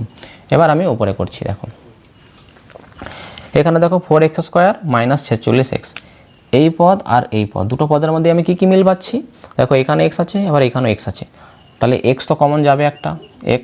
আবার এখানে 4 আছে, এখানে 46 আছে, দুটো সংখ্যাকেই 2 দিয়ে ভাগ করা যায়, 4কেও 2 দিয়ে ভাগ করা যায়, আবার 46কেও 2 দিয়ে ভাগ করা যায়, তাহলে 2ও কমন নিতে হবে আমাকে, তাহলে 2x কমন যাবে এখানে। তাহলে 2x যদি কমন চলে যায়, তাহলে এখানে ছিল কত 4x², আমি কমন নিয়েছি কত 2x, তাহলে 2x দিয়ে ভাগ করে দাও। তাহলে x দিয়ে যদি x² কাটা হয়, তাহলে এখনও একটা x পড়ে থাকবে, আর 2 2 4 2x, তাহলে এখানে 2x পাবো আমি, 2x এখানে মাইনাস আছে দিয়ে দাও। এবারে 46xকে যদি আমি 2x দিয়ে ভাগ করি, তাহলে 2 23 কত হয় 46, আর x তো বাইরে কমন চলে গেছে, তাহলে 23 পড়ে থাকবে, বুঝতে পেরেছো। এখানে দেখো মাইনাস 6x আর 69, দুটোর মধ্যে কী পাচ্ছি আমি, এখানে x আছে কিন্তু এখানে x নেই, x কমন নেওয়া যাবে না, কিন্তু 6 আর 69 69, দুটোকে কিন্তু 3 দিয়ে কিন্তু ভাগ করা যায়, তাহলে এখানে -3 তুমি কমন নিয়ে নেবে, বুঝতে পেরেছো। -3 কমন নিলে কী পাবে তুমি, এখানে 3 2 6 হয়, তাই না, তাহলে 2, তাহলে 2x, আর এখানে প্লাসে মাইনাসে মাইনাস হবে, এটা আমি 3 কমন নিয়েছি, তাহলে 3 দিয়ে যদি 69কে যদি ভাগ করা হয়, তাহলে কত হবে 23 হবে, সমান সমান কত 0। এবার দেখো এখানে বা লিখবে, দেখো 2x এই একটা পুরো পদ, এখান থেকে পুরো একটা পদ, এই দুটো পদের মধ্যে 2x - 23 এখানেও আছে, এখানেও আছে, তাহলে 2x - 23 দুই জায়গাতে আছে, কমন নিয়ে নাও, তাহলে পড়ে রয়েছে কি, এখানে 2x আছে আর এখানে -3 রয়েছে, বুঝতে পেরেছো। এটা সমান সমান 0 লিখবে। এবার দেখো দুটি সংখ্যা, এই পদ এবং এই পদ, দুটি পদের গুণফল যদি 0 হয়, তাহলে এটি সমানও 0 হবে, আবার এটি সমানও 0 হবে, তাহলে পৃথকভাবে 0 হবে। তাহলে আমি লিখতে পারি 2x - 23 এটার ভ্যালুটাও 0 হবে, আর 2x - 3 2x - 23 সেটা সমানও 0 হবে, আবার 2x - 3 এটা সমানও 0 হবে। তাহলে তুমি কি পাচ্ছ, এখানে 2x সমান যদি বের করতে চাই, তাহলে -23 সমানের এদিকে চলে আসলে +23 হয়ে যাবে, তাহলে x এর মানটা কত পাবে তুমি 23 বাই কত 2 এদিকে এসে ভাগ হয়ে যাবে, বুঝতে পেরেছো। তাহলে 23/2, আর এখানে তুমি কি পাচ্ছ 2x সমান -3 এদিকে এসে +3 হয়ে যাবে, তাহলে x এর মানটা তুমি কত পাবে 3/2। এবার দেখো তাহলে x সমান আমি কি লিখতে পারি, 3কে 2 দিয়ে ভাগ করলে কত হয় 1.5 হবে, আর এখানে x এর মানটা কত পেতো তুমি 23কে 2 দিয়ে ভাগ করলে কত হয় 11.5 হবে। এবার তোমরাই বলো, এখানে দুটো মানে কিন্তু পজিটিভ এসছে ক্যালকুলেশন করে, এখানে দুটো মানে কিন্তু x এর পজিটিভ এসছে, তাহলে তুমি নেবে কোনটা 11.5 না 1.5। এবার তোমরা দেখো রাস্তা কখনো 11.5 এত তো চওড়া হয় না, এই ছোটো মানটা নিতে হবে, কারণ এটা দেখো এক্সের মানটা নির্ণয় করেছি মানে কি আমি কী ধরে নিয়েছিলাম এক্সটা, যে রাস্তাটি এক্স মিটার চওড়া ছিল। রাস্তা তো 11.5 11.5 মিটার তো চওড়া হতে পারে না, রাস্তা তাহলে চওড়া কত হবে 1.5, এই মানটাকে আমরা গ্রাহ্য করব। তাহলে তোমরা উত্তরে লিখবে কি যে রাস্তাটি 1.5 মিটার চওড়া ছিল। বুঝতে পেরেছ? এবার আমরা দেখে নেব পরের অঙ্কটি।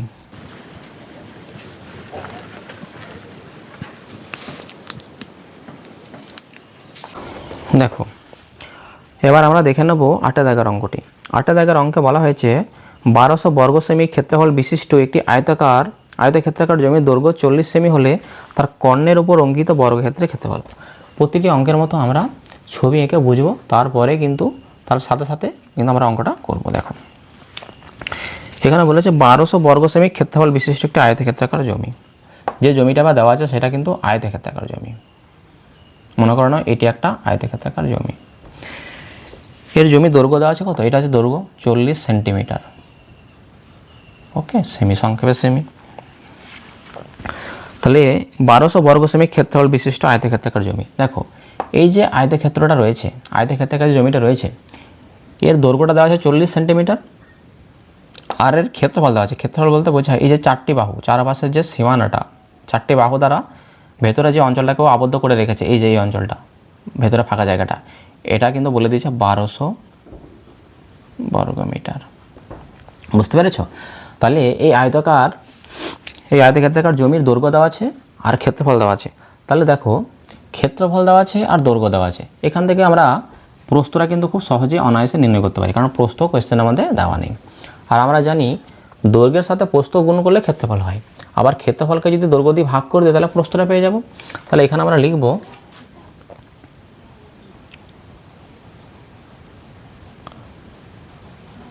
আয়তাকার জমির দৈর্ঘ্য, এটা কোয়েশ্চেনের মধ্যে গিভেন দেওয়া আছে। আয়তাকার জমির দৈর্ঘ্যটা কত 40 সেমি। ওকে, আর আয়তাকার জমির ক্ষেত্রফল এটাও কিন্তু প্রশ্নে বলে দেওয়া হয়েছে। তাহলে আয়তাকার জমির ক্ষেত্রফলটা কত দেওয়া আছে 1200 বর্গ মিটার। তাহলে তোমরাই বলো আয়তাকার জমির তাহলে প্রস্থটা কত হবে। দেখো আমরা কি জানি দৈর্ঘ্য গুণ প্রস্থ সমান কি হয় ক্ষেত্রফল হয়, আর এখানে ক্ষেত্রফলটা দেওয়া আছে কত 1200, দৈর্ঘ্যের মান তো আমরা জানি 40, তাহলে প্রস্থ নির্ণয় করব। তাহলে 40টা কি এদিকে ভাগ হয়ে যাবে, মানে ক্ষেত্রফলকে যদি আমি 40 দিয়ে ভাগ করে দিই তাহলে প্রস্থ পাবো। তাহলে এখানে 1200 ক্ষেত্রফল, তাকে ভাগ করে দেবো দৈর্ঘ্য দিয়ে 40 দিয়ে, তাহলে 0 0 কেটে দাও, 4 3 12 30, তাহলে 30 এটা সেন্টিমিটার হবে, তাহলে 30 সেমি। তাহলে আয়তাকার যে জমিটা ছিল তার প্রস্থটা কত পেলাম আমি 30 সেমি। বুঝতে পেরেছ? তাহলে সর্বপ্রথম এই অঙ্কটির ক্ষেত্রে দৈর্ঘ্য আর ক্ষেত্রফল দেওয়া ছিল, সেখান থেকে সর্বপ্রথম তোমার কাজ হবে প্রস্থটি নির্ণয় করা। ক্ষেত্রফলকে দৈর্ঘ্য দিয়ে ভাগ করলে কিন্তু প্রস্থ পাওয়া যায়। আবার দেখো এই দৈর্ঘ্যের সাথে প্রস্থ কিন্তু গুণ করে দাও, 40 আর 30কে গুণ করে দাও 1200, আবার অটোমেটিক মিলে যাবে আগের মতো। দৈর্ঘ্য প্রস্থ গুণ করলে তো ক্ষেত্রফল পাই। এই 40 আর 30কে গুণ করলে কত হবে 4 3 12 আর 2 0 বসিয়ে দাও 1200। এবার দেখো এবার আমাদের এখানে কি বলেছে, দেখো অঙ্কে প্রস্থ আমরা নির্ণয় করতে পেরেছি। বলেছে তার কর্ণের ওপর অঙ্কিত এই যে আয়তাকার যে জমিটা রয়েছে তার কর্ণের ওপর একটা বর্গক্ষেত্র অঙ্কন করা হয়েছে, সেই বর্গক্ষেত্রে ক্ষেত্রফল নির্ণয় করতে বলেছে। দেখো কর্ণ কি সেটা কিন্তু আমি প্রথম ক্লাসে তোমাদের বুঝিয়েছিলাম। আয়তক্ষেত্রের এই শীর্ষবিন্দু আর এই শীর্ষবিন্দু দুটি বিপরীত শীর্ষবিন্দুকে যুক্ত করলে যে সরলরেখার ডিস্টেন্সটা পাই আমরা, সেটাকে বলা হবে কি কর্ণ। এটি হচ্ছে এই জমির কর্ণ। এবার দেখো এই কর্ণের দৈর্ঘ্যটা আমরা কী করে নির্ণয় করব। এবার দেখো এই কর্ণের উপর বলেছে একটা বর্গক্ষেত্র অঙ্কন করা হয়েছে, মনে করো নাও এরকমভাবে, এই কর্ণের উপরে একটা এরকম বর্গক্ষেত্র অঙ্কন করা হয়েছে। বর্গক্ষেত্রের শেপটা যদি এখানে হয়নি, কিন্তু এখানে একটা বর্গক্ষেত্র অঙ্কন করা হয়েছে। তাহলে এই যে কর্ণের উপর আয়তক্ষেত্রের কর্ণের উপর যে বর্গক্ষেত্রটা এখানে অঙ্কন করা হলো, যেটা আমি কালো কালি দিয়ে মার্ক করছি, এটা একটা কর্ণের উপর বর্গক্ষেত্র অঙ্কন করা হয়েছে। তাহলে এই বর্গক্ষেত্রের ক্ষেত্রফলটা কত হবে। দেখো আমরা কি জানি, আমরা জানি বর্গক্ষেত্রের প্রতিটি বাহু দৈর্ঘ্য সমান হয়। আমি যদি এই আয়তক্ষেত্রে যদি কর্ণের মাপটা যদি নির্ণয় করতে পারি, তাহলে কর্ণের মাপ যা হবে বর্গক্ষেত্রের বাহুর দৈর্ঘ্যও তাই হবে। কারণ এটা দেখো এই বর্গক্ষেত্রটা কর্ণের ওপর অঙ্কন করা হয়েছে, মানে কি কর্ণের সমান দৈর্ঘ্যের নিয়ে বসে আছে, তাহলে এই মাপটা যা হবে বর্গক্ষেত্রে বাকি তিনটে মাপও সেম হবে। তাহলে আয়তের ক্ষেত্রে কর্ণের দৈর্ঘ্য যা হবে বর্গক্ষেত্রের প্রতিটি ধারের দৈর্ঘ্য তাই হবে। আর আমরা তো নির্ণয় করতে পারি যে আয়তাকার কোনো জমি হোক, মাঠ হোক, তার কর্ণের দৈর্ঘ্য কী করে নির্ণয় করতে হয়, তার ফর্মুলা কিন্তু আমরা পার্ট 1-এ শিখে এসেছি। তাহলে আমরা এখানে লিখব যে অতএব আয়তাকার জমির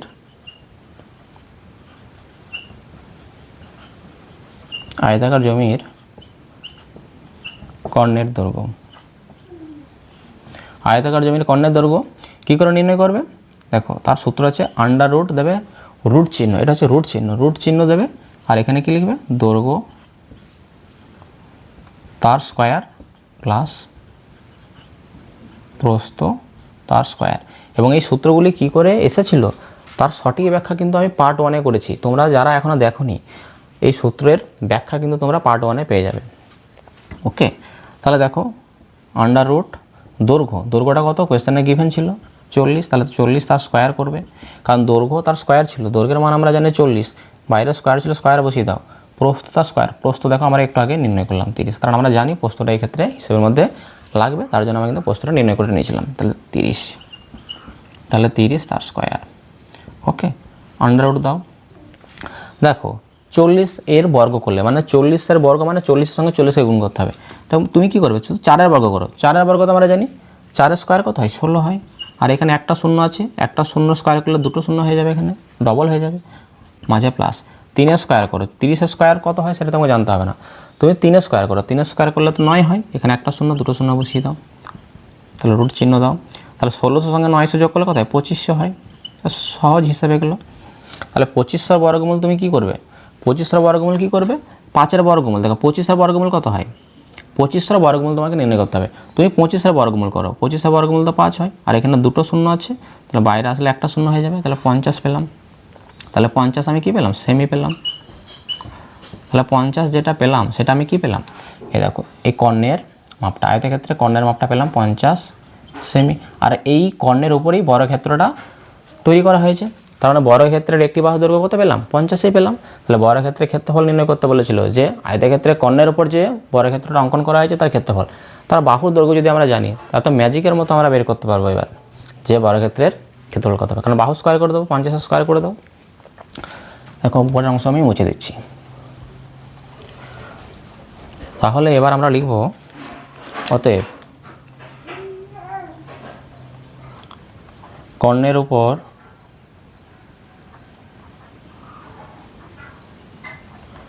উপর অঙ্কিত বর্গক্ষেত্রের ক্ষেত্রফল। বাহু স্কয়ার হয়, বাহু তো 50 পেয়েছি, তাহলে তার স্কয়ার। দেখো 50 তার স্কয়ার করলে কী হবে? তুমি 5-এর স্কয়ার করো, 5-এর স্কয়ার তো 25 হয়, আর এখানে একটা শূন্য দুটো শূন্য দিয়ে দাও, তাহলে 2500 বর্গ সেমি। তাহলে এটি হয়ে গেল 8 নম্বর অঙ্কের সঠিক সমাধান। আশা করি ক্লাসটা তোমাদের খুবই ভালো লেগেছে। আর তোমরা যারা আমার ভিডিওগুলি রেগুলার ফলো করো তারা ভালো লাগলে বন্ধুদের মধ্যে শেয়ার করবে, লাইক করবে এবং চ্যানেলটিকে সাবস্ক্রাইব করবে। দেখা হচ্ছে আবার পরে।